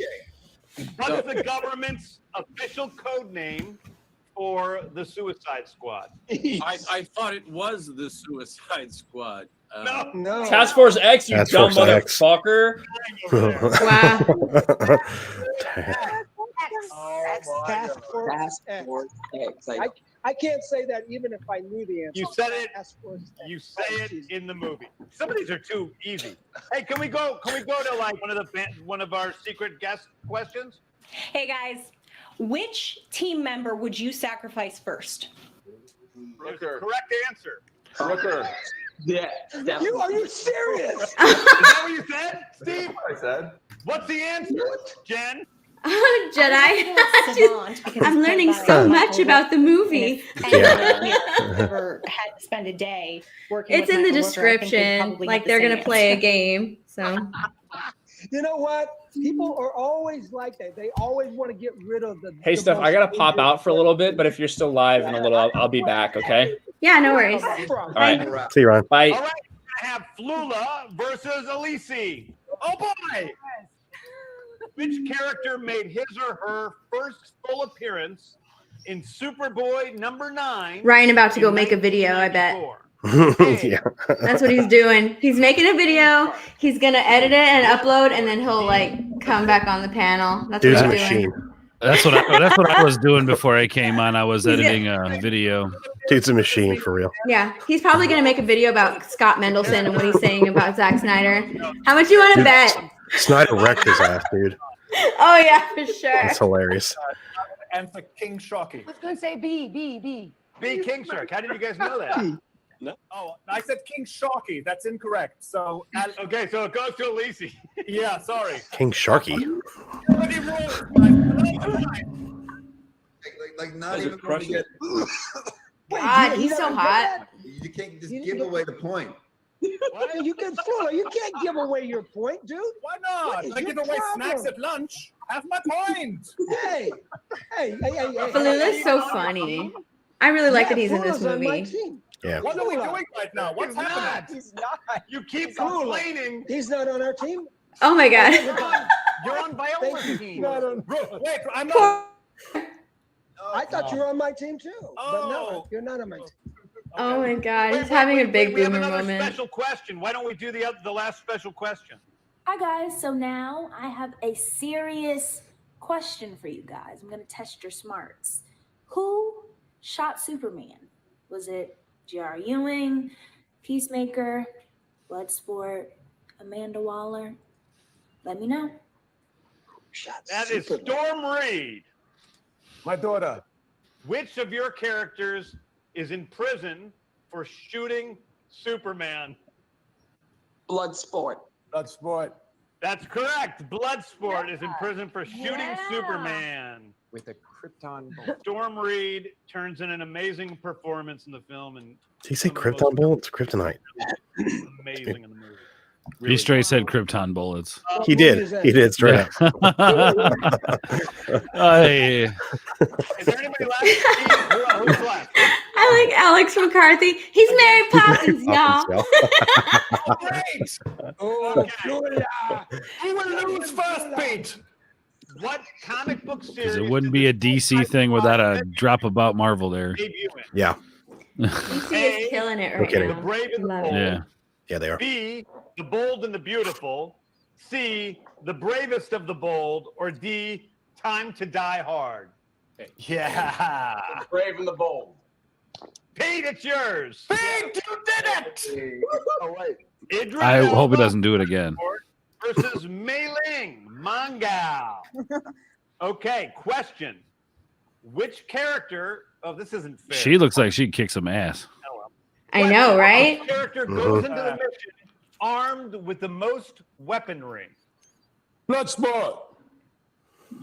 Oh, isn't it polka? Yeah. Polka dot's got all the dots that can do and bombs. More of a condition. Polka dot can do. I mean, he's got hundreds of weapons on him. Well, it's just one weapon. It's polka dots. But does each polka dot count as a weapon? Different kinds of weapons. Sandals. The Mandel's weapon that he wears in the movie? Oh my God. I was actually... I was editing a scene yesterday, Idris, where you're, and I noticed for the first time that you're going up the side of a wall in your mandals. Yeah. Well, he always was. I guess he was always wearing his mandals in that scene. I just never noticed till yesterday. Danielle loves those mandals, don't you, Danielle? Yeah, I love it. Okay, who's next? Yeah. If given the chance, which superhero would your character like to take down? It's not about taking anybody down. Ooh. It's about trying to bring yourself up. You know, spread some positive vibes. Look at Cena. Look at Cena always being so positive. No, I'm like, it's about taking people down. I think Weasel was the biggest surprise. You're going to expect him to be this crazy animal. He can't even. Yes, raging it does. It makes Wait till sense to you me. see Weasel in action in the movie. I thought you were going to bed, Rhino. Yeah, what are you doing awake? It's like, You're going to sleep in for your show truly, tonight. It's just the most fun I've ever He had. said he set I 7 love it. alarms. He's been commenting on my video. Wow. It's just the action is great. It's funny. And it's really dramatic in the right places and very touching. It's great. And all of you guys, I mean, just down the line, it's just the greatest cast I've ever worked with by far. Just every single person is amazing. You think you said the same thing about Guardians? Blast to make, and it's just cutting together just completely fluidly. Honestly, I'm so grateful That's nice. to all of you guys except for Rooker. But I can cut around them pretty easily. So he's looking at me every day on the cutting room floor. They don't even do that anymore, do they? It's all digital. They made it digital for you, so we don't even have to look at you on the cutting room floor. Last Jedi. Yeah, Historians can't even right. do sleep right. He's right. I don't exactly know what they're talking about, but I've kind of seen little I splurges have about that no on Twitter. idea, Mikey. I have no idea. They haven't really talked about the film. In a big superhero. Yeah. If they've been Doctor Who or anything like They've that. just been So to answering walk off questions. the set like that can be quite intimidating. But the welcome that you and everybody here provided was just fantastic. So thank you and everybody here. For We see it. Leave it to the British guy to come in right at the end, do something beautiful that makes us all look stupid. That's what I'm here for. That's why I'm called the Thinker. So the showdown champion, I believe, even though we haven't been keeping very good score, is Viola Davis's team. Wow. So you guys, right now, I have a little something special in store for you, which we have you guys right now, and everybody out there in the DC fandom. Thanks, universe Jeff. are going to be the first Hey, you're to good. see Yeah. a little behind the I need to scenes watch it action too, though. Here in a bit. from the Right on. Suicide Did you catch that gameplay earlier? I think it's going to surprise for people. A Gotham little Knight? bit. I was in the car driving. Right, right. Yeah. Go. How did they do that? It's going to be different from any superhero Harley's movie ever made. outfit looks fantastic. Look at her outfit. Hell yeah.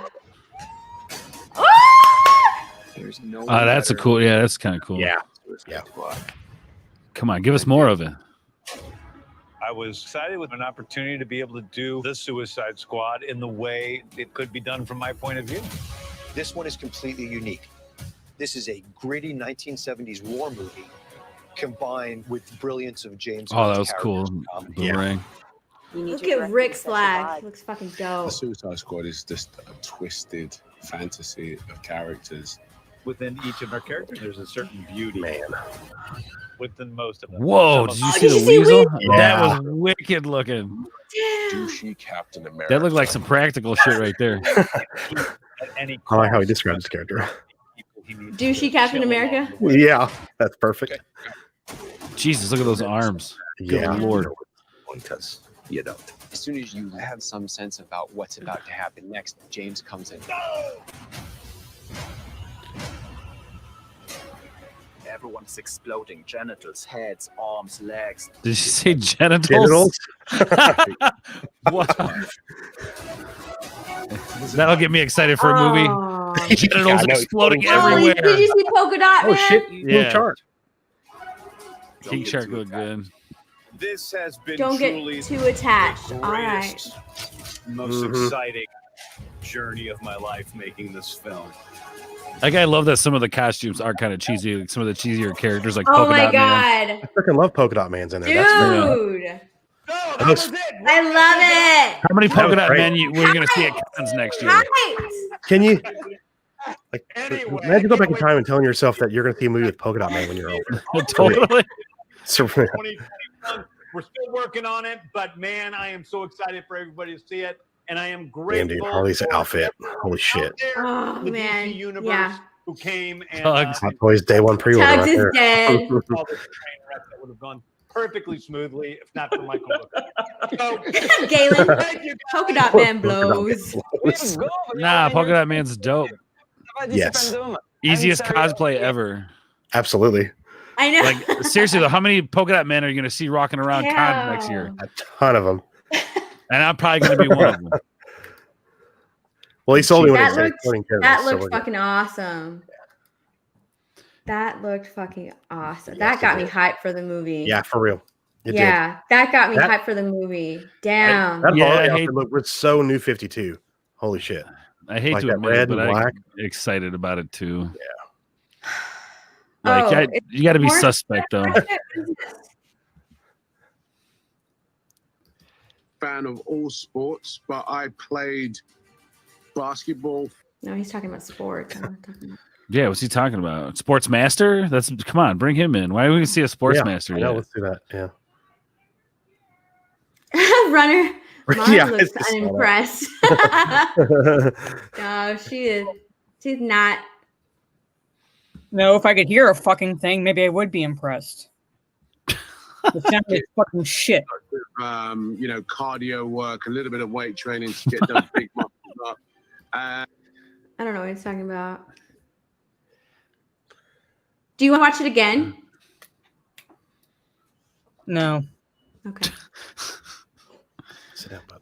I'm gonna go ahead and say she said no.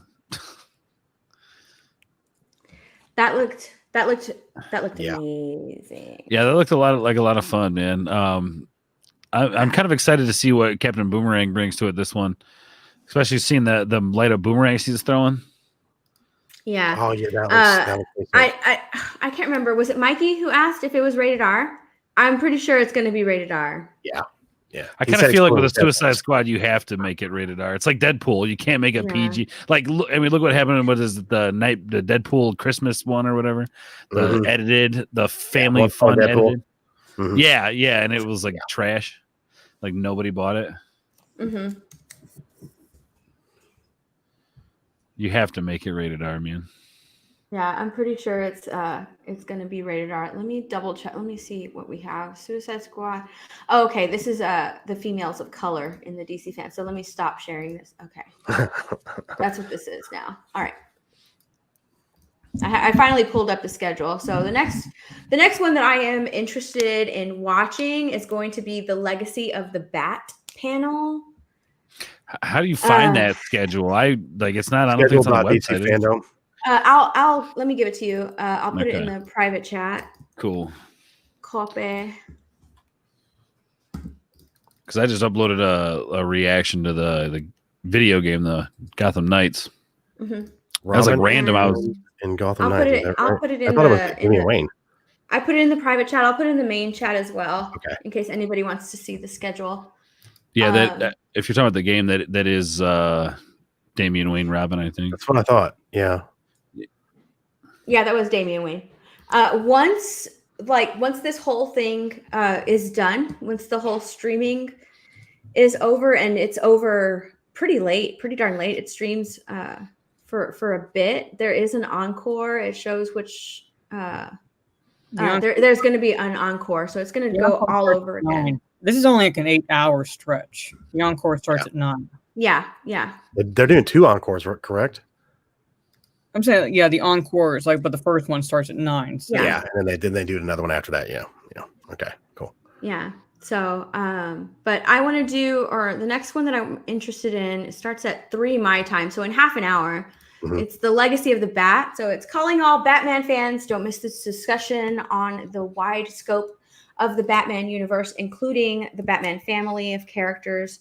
It's only 15-minute panel. It includes key talent from comics, TV, and games, and they'll provide insight into the world of the Caped Crusader. So that's one of the things that I was interested in watching. And then after that, there's a Chris Daughtry performance. I don't really care about that. That's the only reason you tuned in. I don't really fucking care about that. But then after that is the Joker put on a happy face. So it's going to include that one is going to feature interviews with filmmakers and industry legends, discovering the Joker, the origins and the evolution of Joker, and learn why the Clown Prince of Crime is universally hailed as the greatest comic book supervillain of all time. That one is only 5 minutes. So that's the last thing, or the last panel that I'm interested in. And then from there, after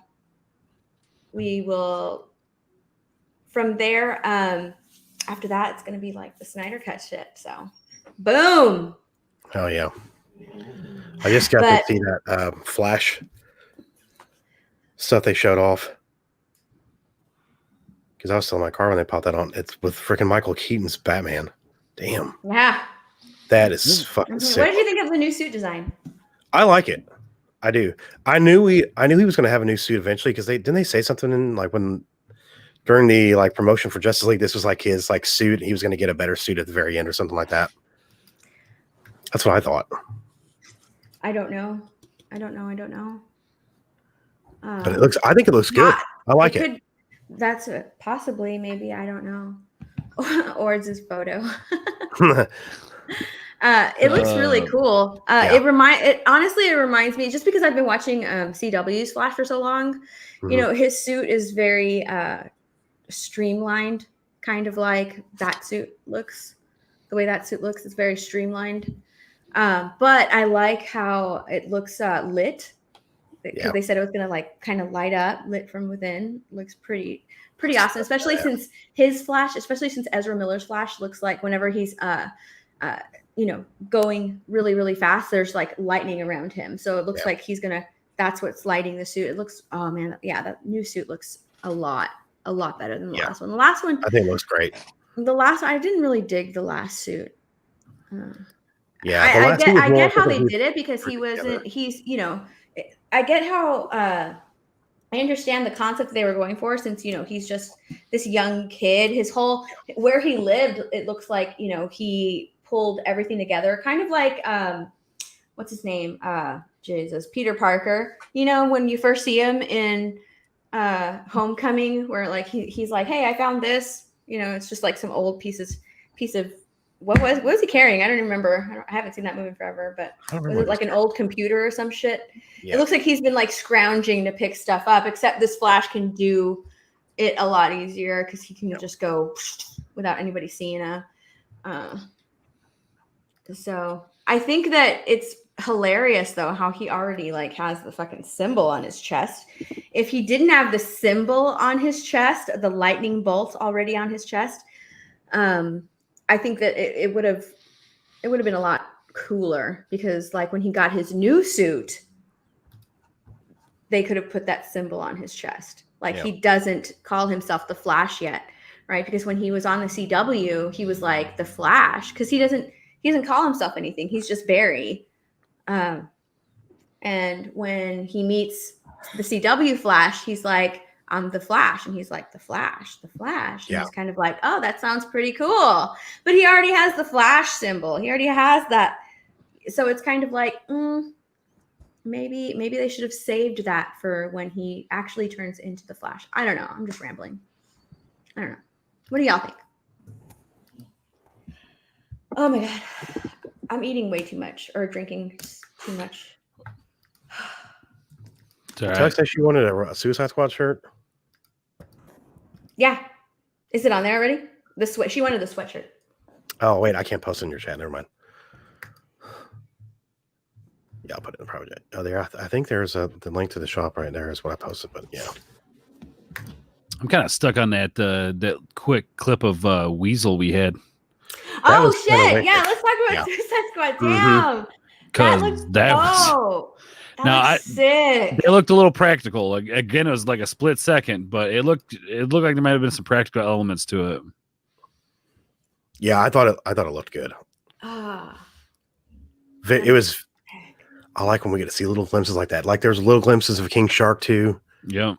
I missed King Shark. I didn't see King Shark. It was really quick. A couple times really quick. Like, just maybe a tenth of a second, maybe. Mm-hmm. Yeah. Now, as compared to the first one, I was gonna say this one looks like way bigger. Like, just it is very surprising to see how many characters they decided to throw in here. And really, different characters than what we had in the first one. Just kind of giving you an idea how rich the characters there are in the DC universe to pull from.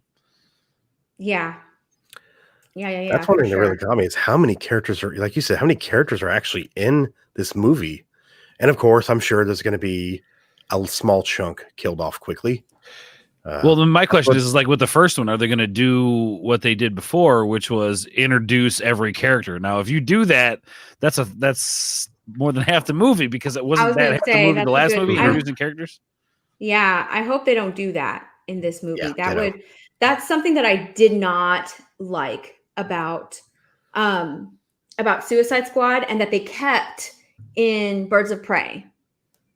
They kept that stupid thing. We're like, oh, this is this person, and you have to read while you're watching the movie. Like, what the heck? Not James Gunn. This isn't Here didn't want that. No. That was that trailer company that recut it, and put that in there. Yeah. I don't know. Maybe I'm wrong, but I think the best way to do this is put this movie out, let those characters just exist. Don't explain why they exist, and then whatever character decides, or the community decides is popular, or whatever character they like, then maybe look at doing an origin story or a self story on that character. Yeah. Let feel this out first, because so we have the Joker, we have some good ground to move forward with in the DC, cinematic universe. Take your time with these, just let the characters exist, and then down the road look at introducing, the origins of these characters, if the community or if the fans decide that that's what they want. Mm-hmm. Yeah, and that's what I feel like they wanted to do with Harley Quinn, because she was the best thing, to come out of Suicide Squad, because the movie it was just like a really big mixed bag. It was such a mixed bag. Some people liked it, some people hated it, some people were only focusing on Jared Leto, but practically everybody could agree that Margot Robbie did a very good job as Harley Quinn. They were like, okay, let's give Harley Quinn a movie, and then they went with Birds of Prey, and Didn't make Just imagine if we would have gotten the Ayer cut, we actually would have probably gotten Gotham City Sirens, like originally had been planned. I think that's what everybody wanted. Yeah. What's up, Mara? What, Mara? Mara, what's up? I was just saying that was going to be the original plan because it makes absolutely no sense for Harley Quinn to be part of Birds of Prey. Mm-hmm. That's true. Yep. Oh yeah. Yeah, it didn't make sense at all. I wanted to point this out. AFK Bar said, if Weasel is anything as good as Rocket, it will be A-okay in my book. That's what I really like. That Rocket looks so good. Like, you believe. When I went into Guardians of the Galaxy, I knew nothing because I'm not really huge on Marvel. So when I saw Guardians of the Galaxy, I was just like, what the fuck is this? I'm not interested in this. What is that? What is going on here? But when I went and saw it, because my parents saw it before I did, and they were like, you didn't go see this movie? It's so great. Like, they loved that movie. They were like, you have to go see it. But I wasn't huge on it. I didn't really care. I was like, are you kidding? They watched it a lot. They went like 2 or 3 times, which is huge for my folks because they don't go to the movies a lot, but they loved that movie. And so I was like, it has a fucking talking raccoon. How is that going to be any good? Like, what is that? I don't even know what that is. I thought it was going to be like this huge Marvel cash grab gimmick. And then I finally went and saw it and I was like, wow, you actually believe like Rocket Raccoon. So I'm completely trusting James Gunn with Weasel. Like, it already looked awesome and it's not even finished yet. I'll say if you see Chris Clark in the chat says, hope they don't turn Weasel into a Rocket Raccoon type character. I'm okay with that personality type. I think we need something to break up moments in the movie that need to be broken up. And as ugly as that character looks, which I think is a good thing, I think it's good that they made that character look really ugly in this. But maybe you want that person to have the comedy chops, so that way it's, at least there's some kind of redeeming quality within that personality. You're not just staring at an ugly face, but something that's delivering, some good, humor or breaking up the scenes a little bit. Where you get heavy, I'm sure there's going to be heavy moments where you're really in the thick of it, and you're going to need something to kind of pull you out of that, either going into the next scene or ending that scene. So Trey says, I really hope Gunn doesn't make this like Guardians. That's why the first Suicide Squad failed. Well, see, the first Suicide Squad failed because it wasn't Guardians. They tried to turn what Ayer did into Guardians. So that's why it failed. It wasn't originally supposed to be that way. They tried to turn it into that. So it ended up being a very choppy mess. And they failed in trying to recreate that. And instead of trying to recreate that, why not bring the man himself, who had such a huge success with Guardians, into the Suicide Squad?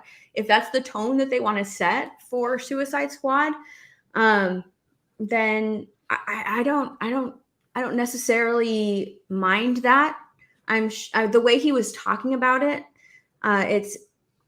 it sounds like he understands the characters. So I don't think that he will turn it into something that it's not. You know what I mean? Yeah. I would hope that he would realize they are two different things.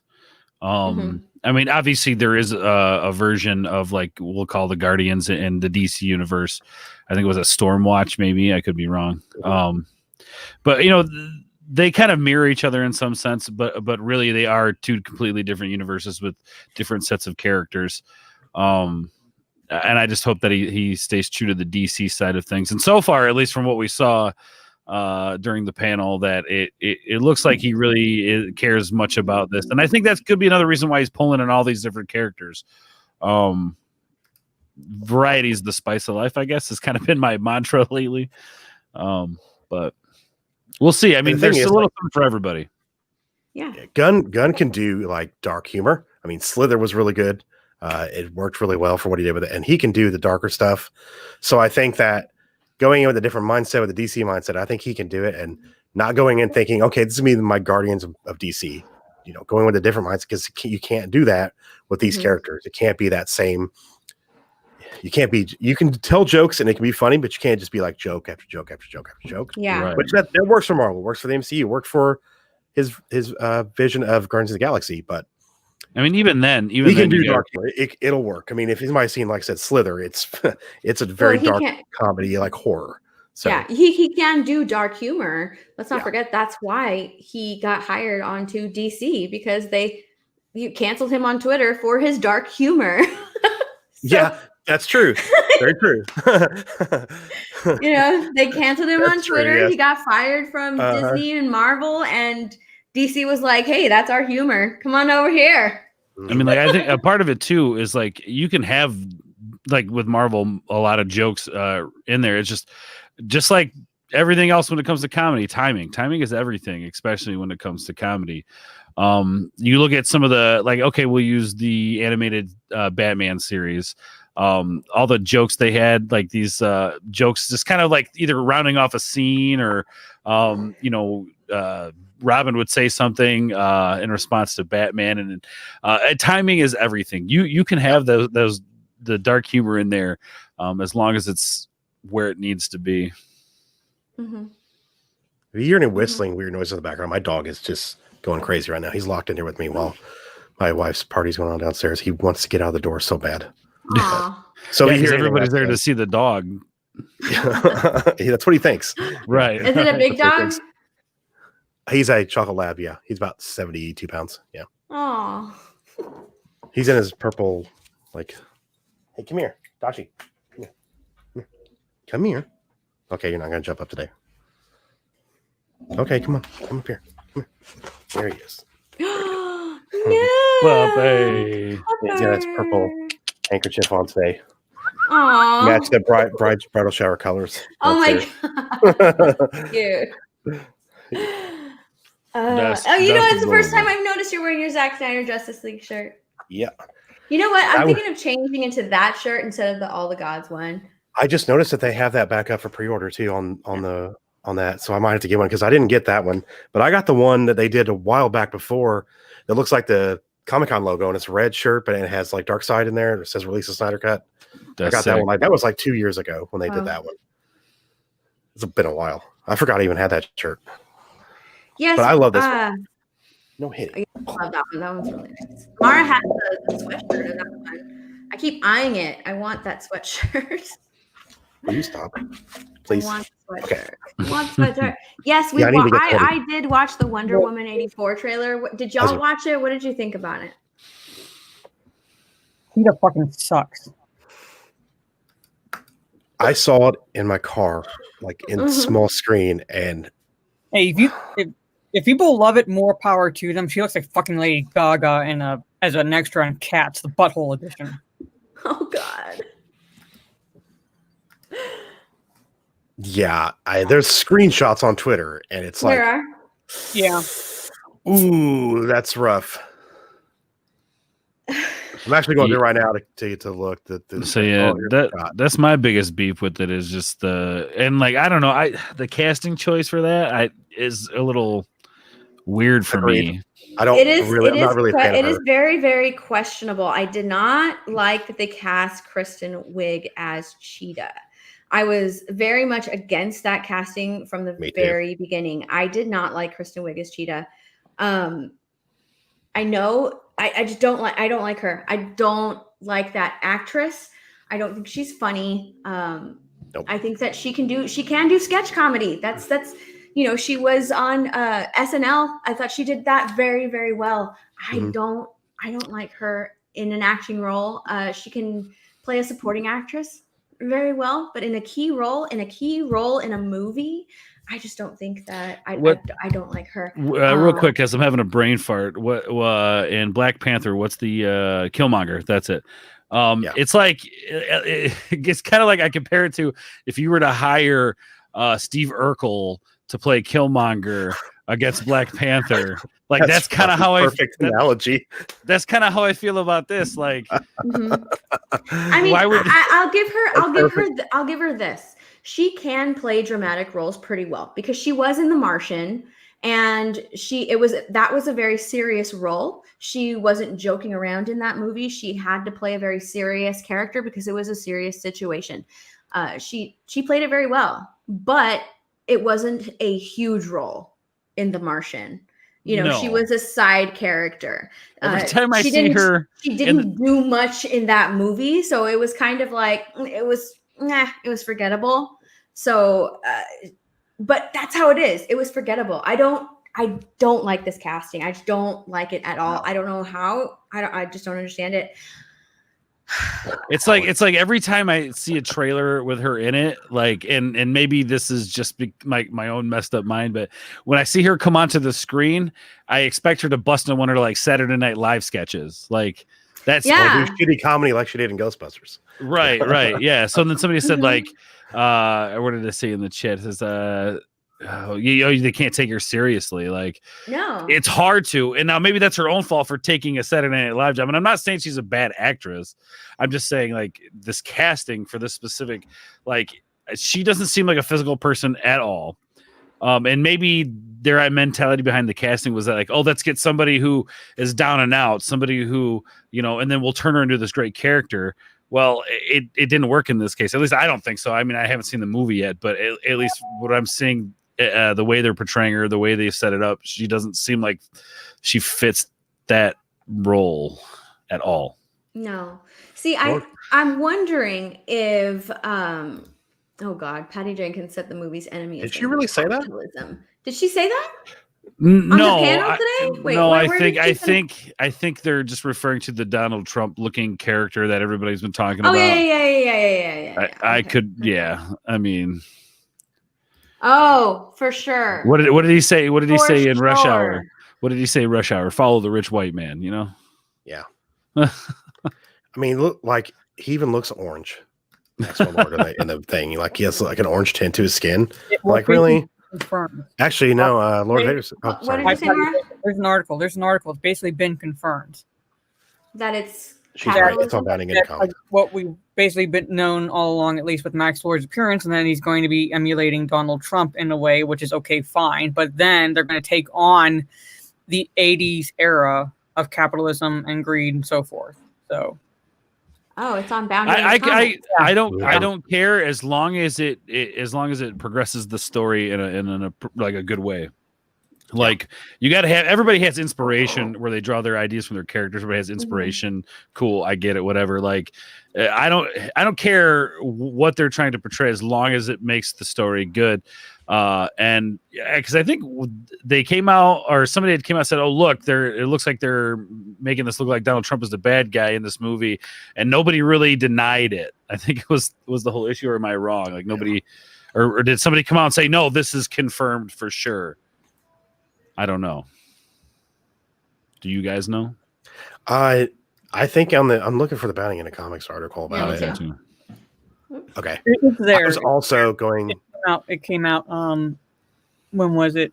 Today, Saturday. When was I talking about it? Thursday, something like that. It was out. It's a good point, True Country. Trump isn't the only sleazy '80s businessman. It's true. Yeah, that's true. I'm literally going through this Wonder Woman trailer frame by frame, and man, it looks rough. It's rough looking. I'll bring it up. Okay. It's rough looking. I'm gonna bring up the trailer. I know Tugs retweeted it or tweeted it out. Okay. Let me get. And am I the only one who thought like the set design for this fandom thing was like just terrible, especially at the beginning? Like you've got the tiny little people, and then the big giant screens behind them, like this open giant dome. Like you couldn't have them sitting at a desk. And I mean, come on, we could have done that better, people. I mean, you're DC for love of God. Right, maybe they'll go back and change the CGI or something because holy shit. Well, it's just like it's done. Like the movie's done. It's coming out soon. They're not going to change it.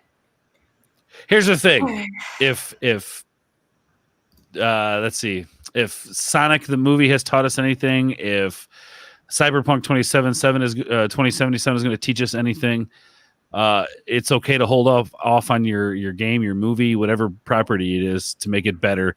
And if enough people come out and say that the CGI in this is terrible and they should rework it, I think maybe they listen, maybe they don't, maybe it's a money thing, I don't know, but it's DC. They should have enough money to go back and fix this, right? And it's not like people are rushing to the theater to like see movies right now. So No. Here's the thing. We have been voicing our opinions on the way Cheetah looks since that first leak of her character had come out. On like that folder or binder or whatever. It was her first appearance, that first leak. And then there were the toy leaks. And then there were more toy leaks, and then a Lego leak, and then a pop vinyl leak. So like people have been voicing their opinions on how she looks for a while, for a good long while. And if they haven't changed it by now, especially with people being home and they've been pushing and postponing the movie for so freaking long, they're not going to change it. They're done. Yeah, you got a good point there. Yeah, and that makes me sad because, like, look, this was supposed to come out in March, or was it March? Maybe I can't remember. It was supposed to come out June, March or June, I think, something like that. But they've had plenty of time to go rework it. So if you're saying that everybody was voicing their opinion about this before, they've had this time to go in and at least try to fix it somewhat. You can't tell me that they didn't have some kind of budget or couldn't rework it. If you could figure out the Snyder Cut stuff, you could figure out the CGI, for this movie. I don't see why not. Yeah. I'm wondering, because Gal Gadot, she's gorgeous. She's obviously going to carry this movie. Kristen Wiig, miscast. She's miscast. They might have cast. The only thing that I'm thinking is that she could have been cast because she looks good as like this mousy character, going from like, oh, or me, I don't know how to do anything. I'm a mouse. You know what I mean? Yeah. You know what I mean? She can play like this mousy character, this withdrawn person, doesn't really have a lot of self-confidence. She can kind of get away with playing that type of a character. And that they needed that kind of a person. Yeah. So that's possible. She can play that. She can play that, a mousy character like that. Someone mentioned in the chat, where was it? I can't remember. Oh, here it is. It was Last Jedi. I feel like they might have cast her as a fuck you to Ghostbuster 2016 haters. Hey, they might have. They might have. I mean, as successful as the first Wonder Woman movie was, you'd like to think that wasn't the case, but then again, I mean, I'm really curious to see what Gal Gadot's feelings are on this one compared to the first one, because nobody's talking about the first Wonder Woman movie.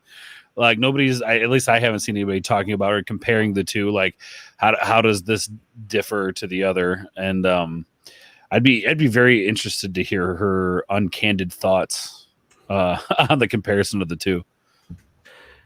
Yeah, and I'm wondering, I already had reservations going into, because we know from rumors back when she was first writing the script for the first one that it was really weird, and Zack Snyder came in and talked to her, and they kind of went through what kind of character Wonder Woman is, and she went through and changed a bunch of stuff and kind of realized what it really was going to be. And because of Zack, we know it was a lot of his influence with her to get what we got. Yeah, this is the first one that this is without the help of Snyder. This is Patty Jenkins all on her own. Yeah, this is all her. Yeah, she had full creative control here. All right, let's get this. Let's get this going. Let me make sure. All right.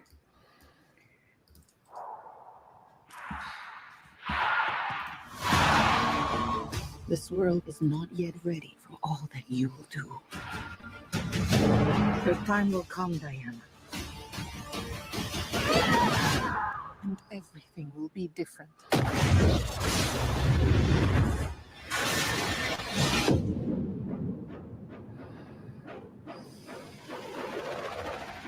Citizens of the world,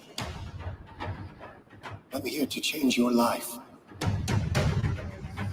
Anything you want. Anything you dream of, you can have it.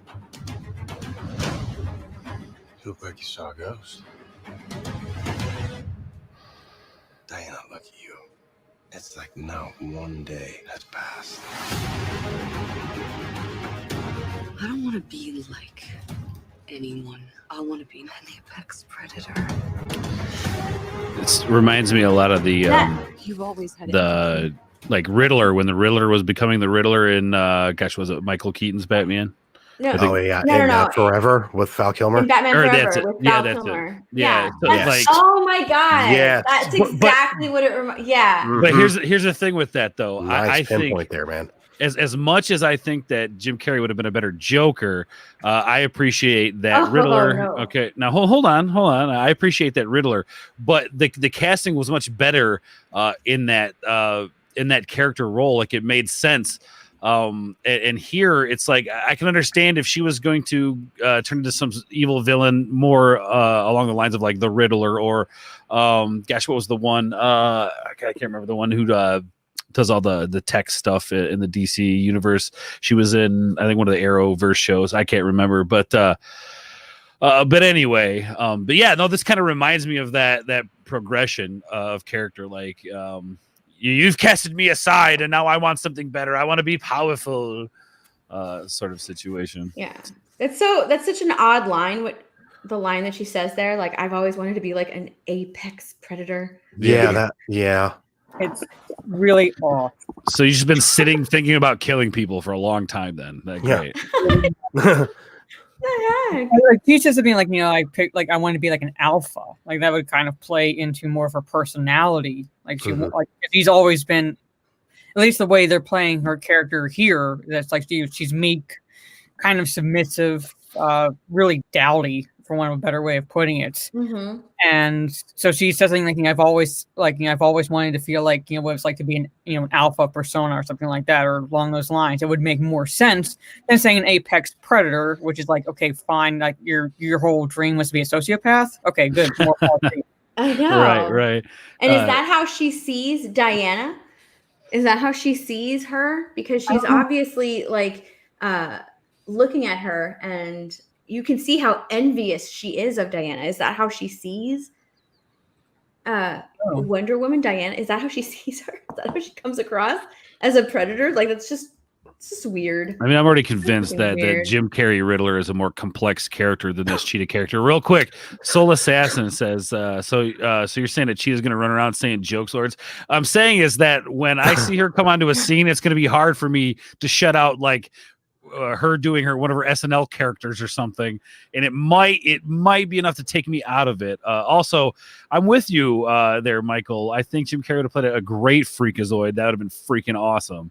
Anyway, yeah, I'm on board with that more than the Joker. Mhm. I don't think he would be a good Joker.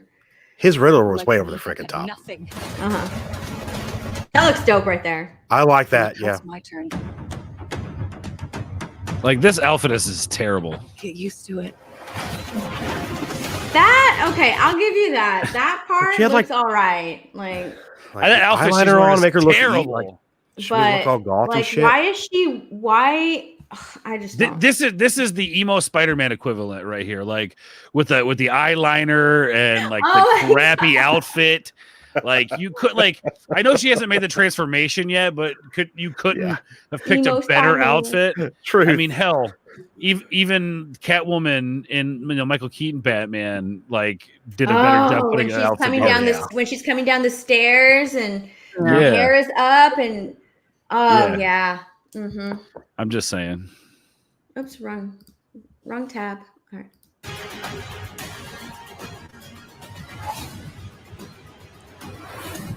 I've never been one for rules. The answer is always more. Yeah, that Mago's terrible. Yeah. Is it me? Okay, so it's not me then, because I was thinking the same thing when I was watching this It's not you. trailer. Okay. Nah, let me- Steph, let me- you got to show her how to do it right. Let me go back. For real. All right, because Yes. like Yeah. It's the emo Spider-Man. For real. That's right, Ords. there's nothing to it. It's the There's nothing spikes, to it. man. Come on, really? Like it's What is- so it's cheesy. It's the 80s, though. Think about, though, for a second. It is the 80s. I'll give them a little That's bit of a true. pass. But Yeah. Well, this is It is- the 80s. Like you think maybe, I don't know, sporting at least an actual transformation, like the 80s big hair or something like that. And it's Yes. Good point. Cheetah in a way. But she's no longer Barbara Minerva. I'm not seeing that. I'm seeing like Barbara Minerva trying her best to fit into the it crowd with this. Yeah, that's Try a good hard. point, Bar. Yeah. I like that description, Bar. That's good. Yeah. Mhm. So yeah, I know that's just like terrible. Yeah. And I mean, it's you're absolutely right. It is the 80s. Why are you giving her that dark ass eye? The 80s screamed color. Like maybe like gold eyeliner under her. So Like, vibrant. The 80s Yeah. was so vibrant. Like give her some red in there. That would have been fucking dope. Or some orange. Like give her something more vibrant. Why are you making her all emo? Like that's just And maybe this is a hot take. Maybe this is a hot take, but and I don't know how old she is, but she looks kind of old in this. Like if they didn't really, she looks kind of old in this. Like if you're like looking at Gal Gadot as Wonder Woman and Kristen Wiig as Cheetah, she looks considerably older than Gal Gadot. So it's like this looks like a person who's like getting ready to like end their career and enjoy the life after the fact. You know what I mean? Like, and maybe I'm wrong, but the age, at least it looks goofy to me. Yeah.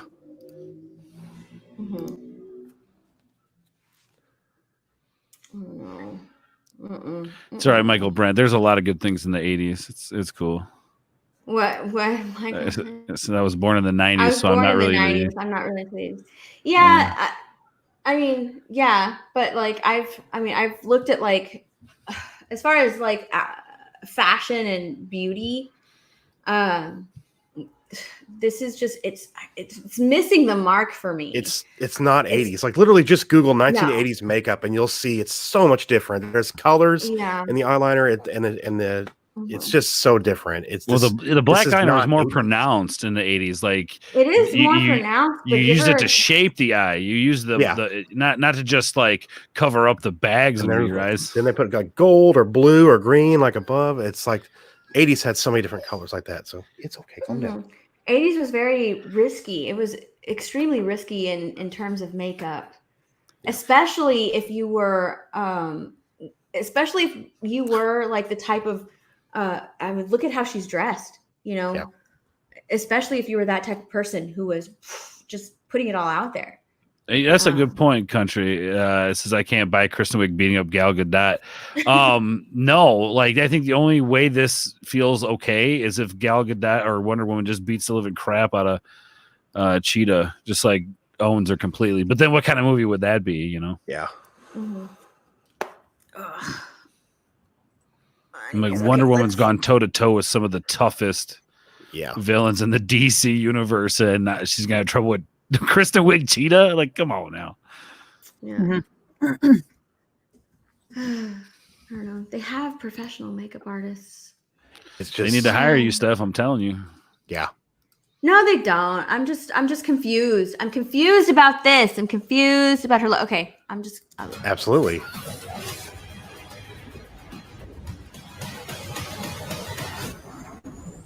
The way I fly, they will never find us. I forgot to tell you. What? Radar. Will they shoot at us?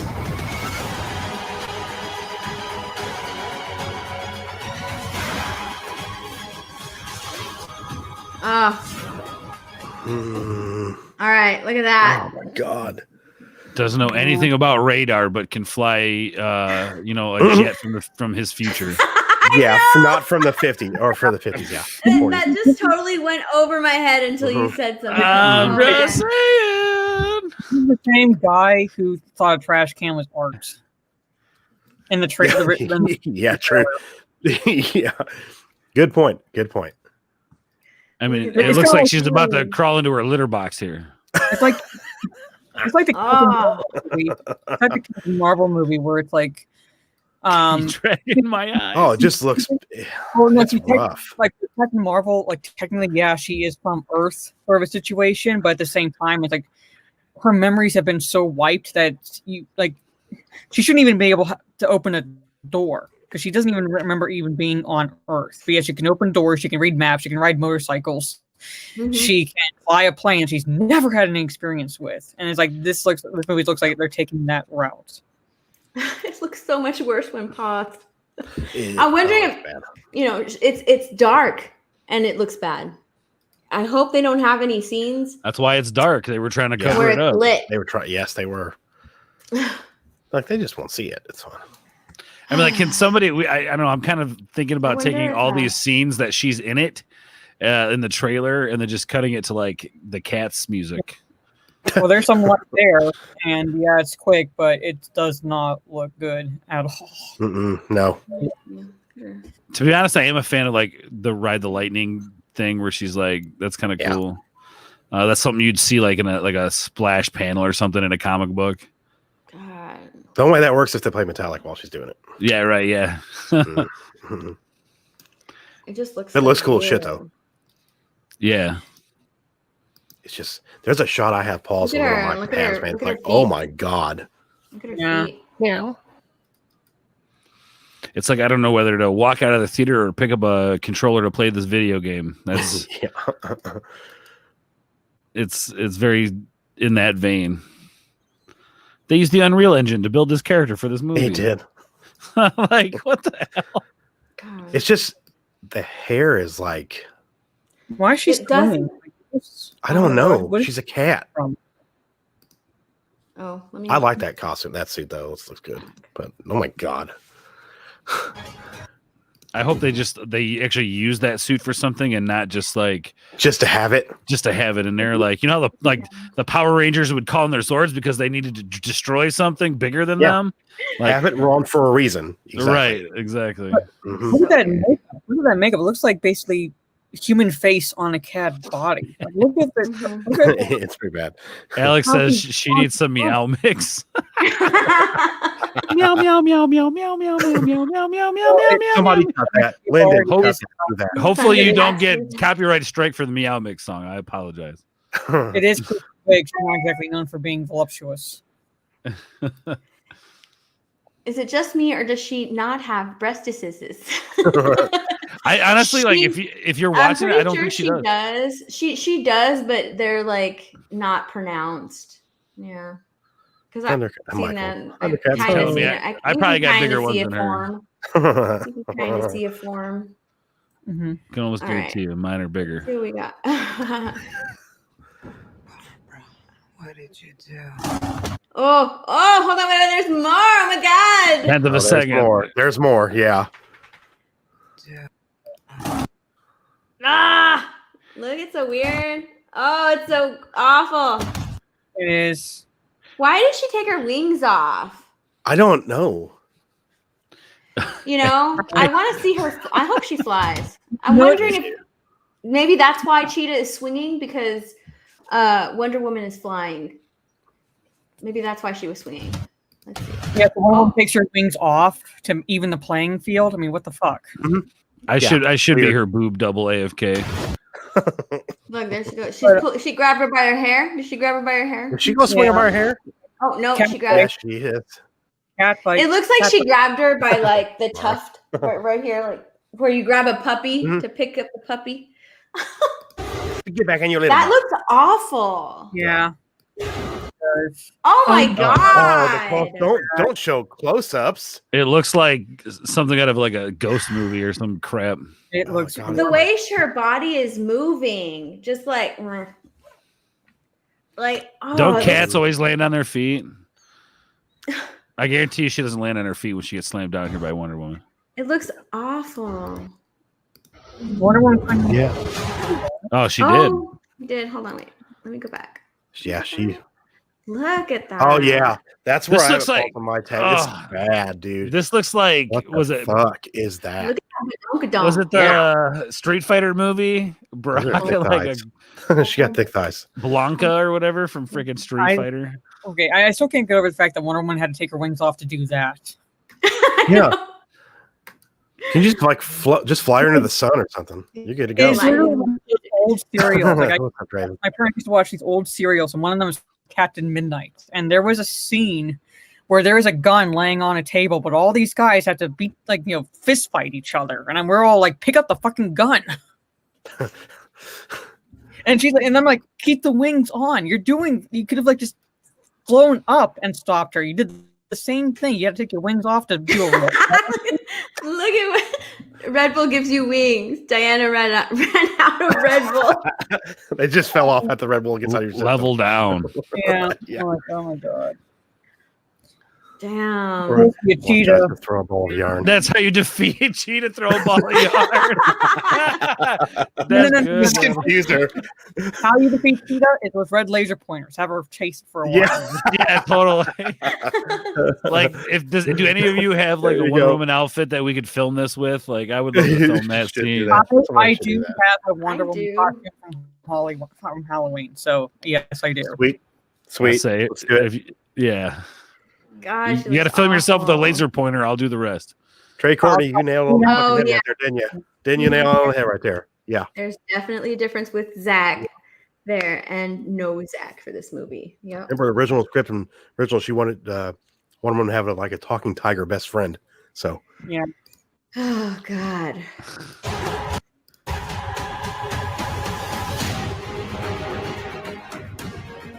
You know, I'm not so keen on this one. I figure you are, but you know what? I'm ready to go. I think we can do better. Parachute pants? Yeah. Does it? Why did they cuck his character so bad? Yeah, they did. Yeah. I mean, I Now know, that you mention it, I know it's supposed to be the proverbial fish out of water scenario, but I'm like, you can do better. no. also like fanny packs are only made fun of at people who actually wear them. Like, yeah, it's not funny in this movie. No, and because in the 80s, people wear them all the time. It wasn't a funny thing if people just wore them. Right. It was, yeah, exactly. Now, like I said, you go to a theme park and you see somebody with one, you chuckle like, haha, fanny pack. Because, you know, we have backpacks now, but, you know, whatever. Oh, shit, there's Batman leaks. The Batman leaks on Twitter. Oh. Yeah. Did we miss the Batman thing? No, that's not till tonight. Yeah, the Batman. Yep. Pictures of him as Bruce Wayne, apparently, in the back. What? I wanna see it. Tag me. Got it. So I see that. The Batman panel is on right now. Right. I'm trying to get back because we're about 14 minutes late for it. So I want to backtrack a little bit, but dang it. I tagged you.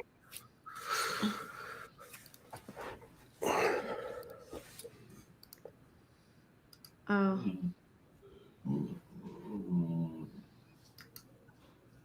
AFK bar. Batman leaks. That's a load of guano. You talking about the pictures and stuff? Yeah. Batwayne, as they're calling it. Yeah, I don't know, man. I don't know, dude. I don't know about this. What's up with the hair? Well, you know what? I'm just gonna Again, emo Spider-Man. Just saying. I'm just gonna watch it from where it's at right now.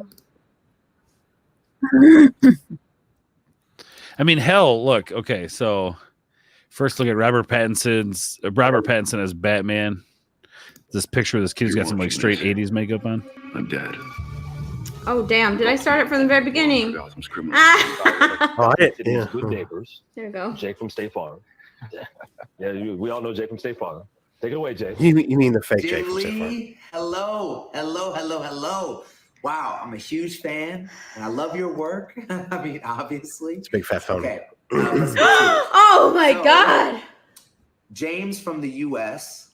asks, What, when you first started Steph? drawing Batman, what Oh, do you were see your it, Steph? inspirations for your design Yes. for that character?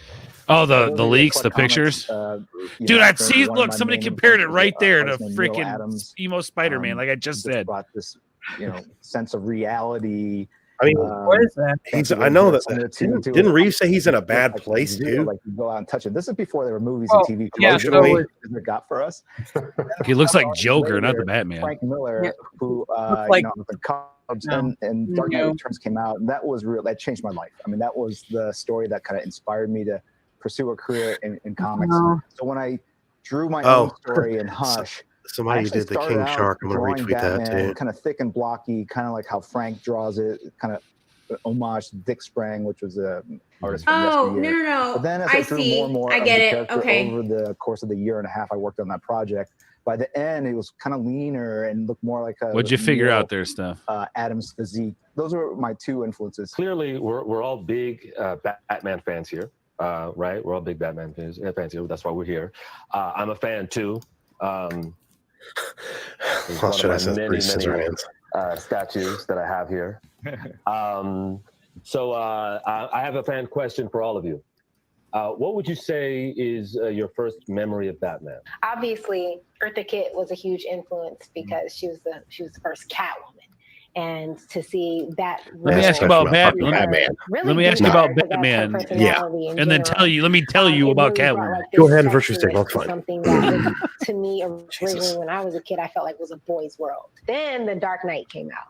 And Part that's of me when thinks he's I just saying, was "Oh, it was a boys' world," just to like hit that, hit those the world of my craft term and my quotas. Got to hit them points so her friends like, "Yep, she did." and She's one of us still. All you got to do is say, "Look, I like the superheroes. I like Batman. I like DC. I like Catwoman." I'm with Santa, did you really just do that to me? Kid, I knew of the world and was a fan of Batman, but it was really the Batman Begins. No one's Batman that really. Look at the reply to my retweet for the Batman. Look what fucking Senate did. I agree. I think that was the first time I saw a superhero movie. Oh Jesus! Senate, you bitch! I wasn't expecting it to be a superhero movie. Did I miss it? And Did I miss it? It was about a character, and it was that Oh, Batman my God. Begins. Just how did this boy become? Yeah, you just did that. Yeah, we saw. All right, we're gonna stop watching this. Hours playing with the Batmobile. This panel. I'm not invested. We can talk about those leaks. Yeah, let's talk about these photos. Let's talk about these photos. I'm not invested in this panel at all. No. I already missed the first fucking 15 minutes of it. I don't fucking care anymore. And I lost the chat. And that's such a cool, like, the legacy of the Bat. Like, that's such a cool thing. And I feel like that panel is just trash. It is trash. That panel is trash. It really is. So let me ask you, what's your favorite thing about Batman? Well, let me tell you about Catwoman. Yeah, Eartha Kitt, Catwoman. Like, What the I just hell? asked you about Batman. You had the guy from Titans on there. He plays Nightwing. Like, come on. Mhm. Give me more. Yeah. Jim Lee on the panel. Come on. Oh, and you know what? I can't comment because I wasn't really watching. So I'm just gonna. All right. Let's get to these photos. I don't share them. I don't think it's so much better people who either voiced over Batman you could have had on, or people who actually are associated with that. Now the thing is too, like, oops, I want to see these, and it's from a trailer. Obviously, it's screen capped, so I want to wait and see it. Whoops. You know. Oh, there we go. There we go. I'll hold my. I know it looks bad, but I want to see it, and I want to see it in action. Yeah. Okay. Got it. I mean, the hair. Okay, so I knew his hair was going to be like just longer than we're used to seeing it. However, if you remember how long Christian Bale's hair is, when he was Bruce Wayne, when he was Batman, that kind of looks like the length of hair that Robert Pattinson has. So got a point. I'm not going to pass judgment on his fucking hair. Everybody always talks about Robert Pattinson's hair because that has always been a point of discussion since he was in fucking Twilight, has been his damn hair. So I'm not going to pass judgment on his hair. That's you just said that for me. All right. Yeah, I'll say it because Ors, you have the best hair on the panel, the softest hair on the panel, obviously. So I'm not going to pass judgment on his hair. Christian Bale, he had the same length in the Dark Knight trilogy. So, you know, that's my take on his hair. I don't think it's a big deal. I really don't. His hair could whatever. His hair is whatever. Now, if his hair was sorry, my fucking bag of hot Cheetos over here. Now his hair, if they kept the length that his hair is now, then that would give me pause because his hair right now is like fucking long. It is really, really long because he hasn't gotten a haircut. I guess for being under quarantine or whatever, he hasn't had a haircut. So if he like had the length that he has now, finishing off the movie, then that would give me pause. But the length that he has in these photos, Yeah, I don't really mind it. I don't really care. Hell, he could have long hair. I don't really care. If we're looking at a younger Bruce Wayne and you want to make your own interpretation, the hair length doesn't bother me. It's the fact that when you were putting this together and looked at that, not once did you think to yourself, "Oh, wow, this looks like Sam Raimi's emo Spider-Man." Like, not once did you think to yourself, like, style the hair a little different, do something a little bit different, slick it back. Hold on. I mean, now hold on. No. I'm gonna die on this hill. I'm really pulling for this movie. Me too. I am too. Yeah. All right, let's go over this first picture. It looks like he's in the Batcave. He's in his Batcave. This is his Batmobile back here, because you can see like the tires. It's on a ramp, and that's the back part of it. I'm so excited for that Batmobile. Look, yeah, Angelus, I'm not raging yet, man. Look, here's the thing. I am first and foremost a consumer. Okay, I will go see this movie whether I think it's going to be bad or good. I am a consumer that way. However, if this movie is bad, then you shall see me raging. Now, we talk about Tobey Maguire's hair because in the fucking movie they made a point to do that in the movie. Put his hair in front. Damn it! Now I'm ruining my part. One of my favorite videos on the internet is like the scene where he's like walking down the street with like the music taken out. Oh my god, it is brilliant. Oh, it's fantastic. I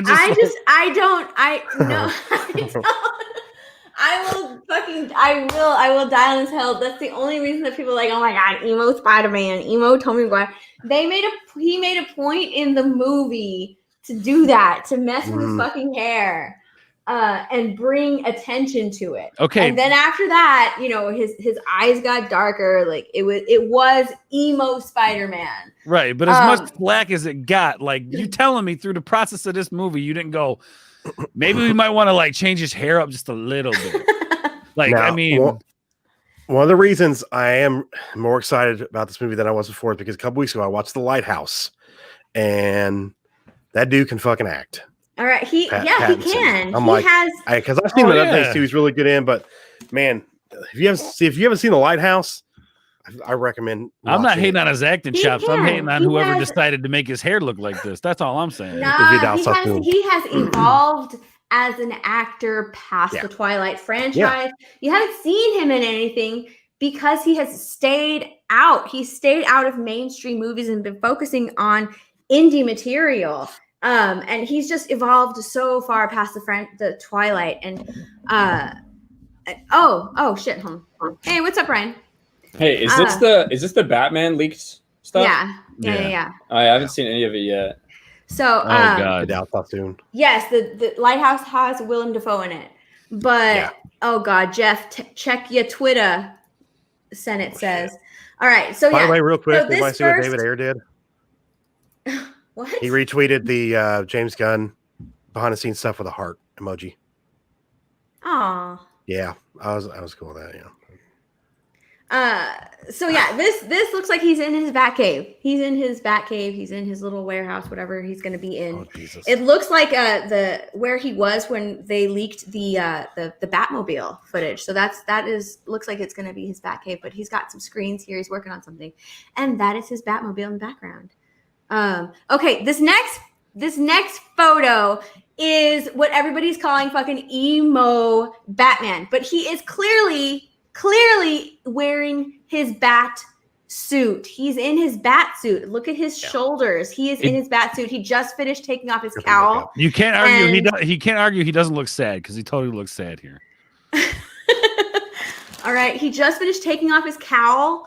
And he uses whatever he does to cover up his eyes in the cowl or whatever. So yeah, his hair is long. He looks like fucking emo. He looks like an emo, but it's like Oliver Queen, the grease around his eyes. Yeah, totally. Exactly. Keaton's Batman had that too. So yeah. So no, it's not going to be all fucking.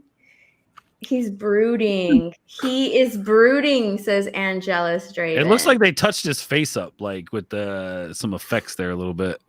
Yeah, I miss when we had the smiley happy Batman. You know, This in the 60s. Yeah. Hey, I love Yeah. the 60s Batman, all right? he looks like he's contemplating. Does the bat suit make him pale face though? It's obviously the lighting. Oh my god.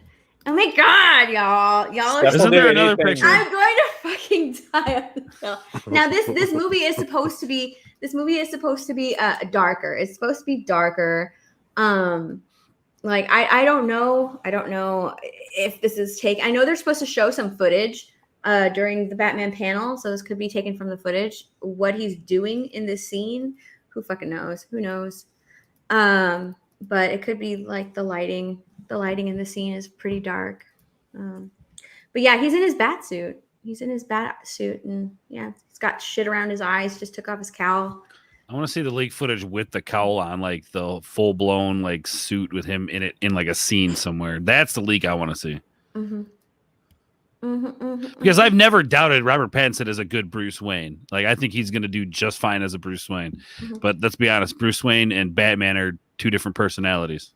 That's very true. Yeah. Speaking of Bruce Wayne, there he is as Bruce That's Wayne. the picture that makes him look like the Sam Raimi emo Spider-Man.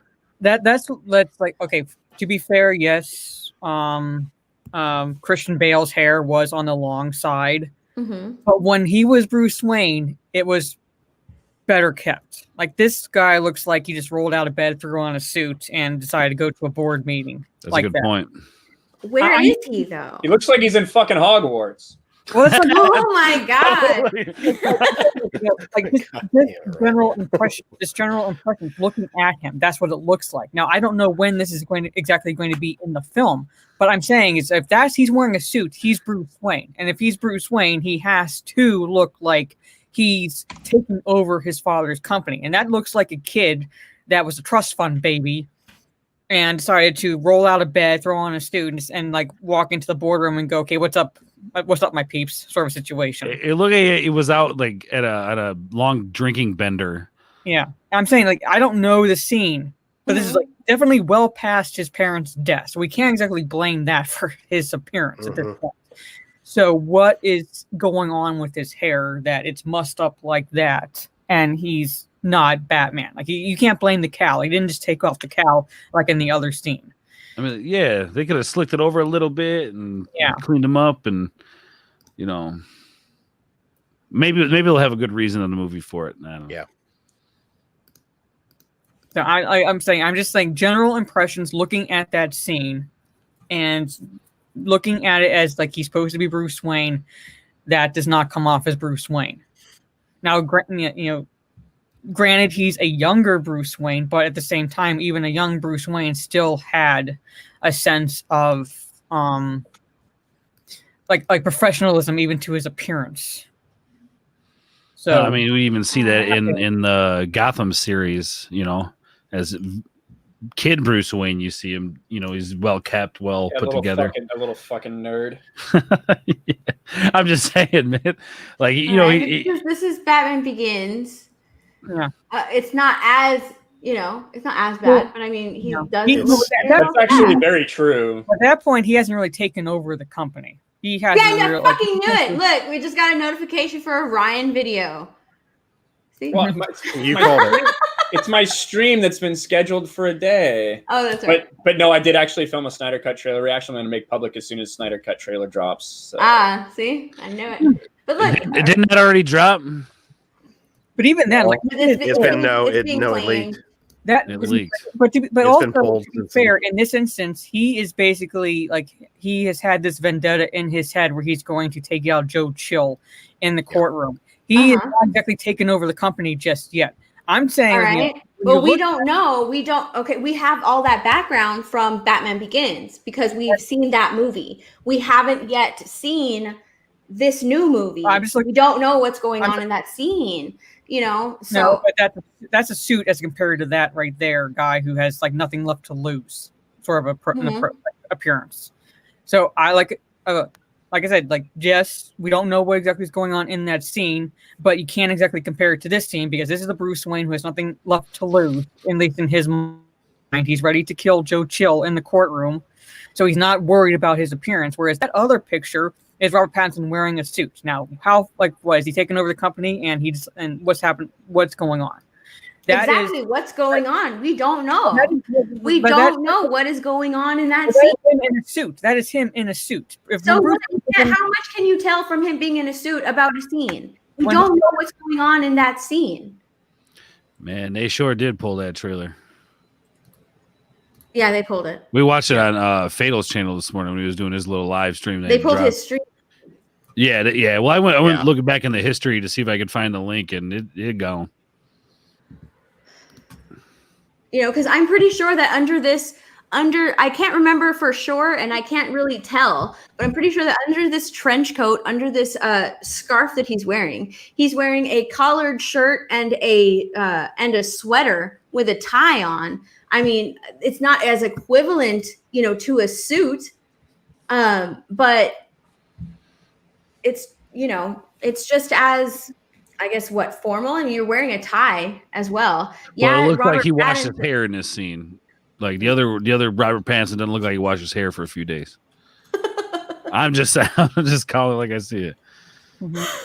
It's not a flattering picture. I'm saying you can't exactly compare these two, at least in terms of patients. So The only reason I'm bringing these two photos and comparing these two photos is because of the age and where they're supposed to be, you know, beginning stages of Batman. This is where Christian Bale's Batman, you know, started. This is right before he started. Who knows if this is right before Robert Pattinson's Batman started, or if he's fucking been Batman. But like, we don't know what the fuck he's been doing in this photo. We have no context behind the photo other than he's in a suit and his hair looks like shit. Yeah, he could have let himself go because he's like gotten lost in the Batman persona, and you know, Yeah, just they let say himself go a little bit. as long as it, like, you know, contributes some things to the story. Let me ask you guys this. I asked this. I asked Fatal this earlier.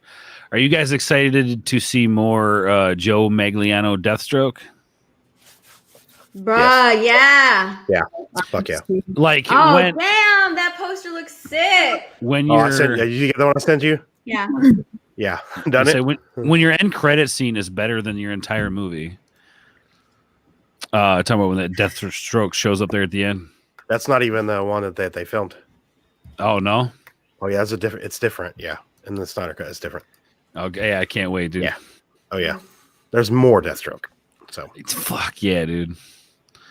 I just wanted to fucking announce Batman versus Deathstroke HBO Max series, for fuck's sake. Just please, already, please. Just fucking give it to us.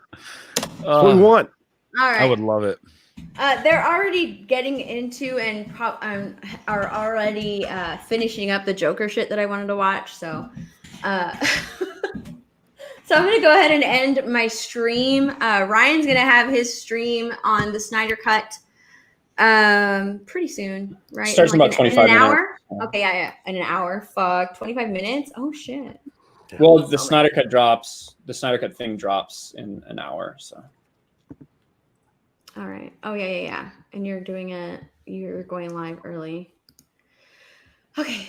So yeah, I think I'm gonna change my shirt into that one.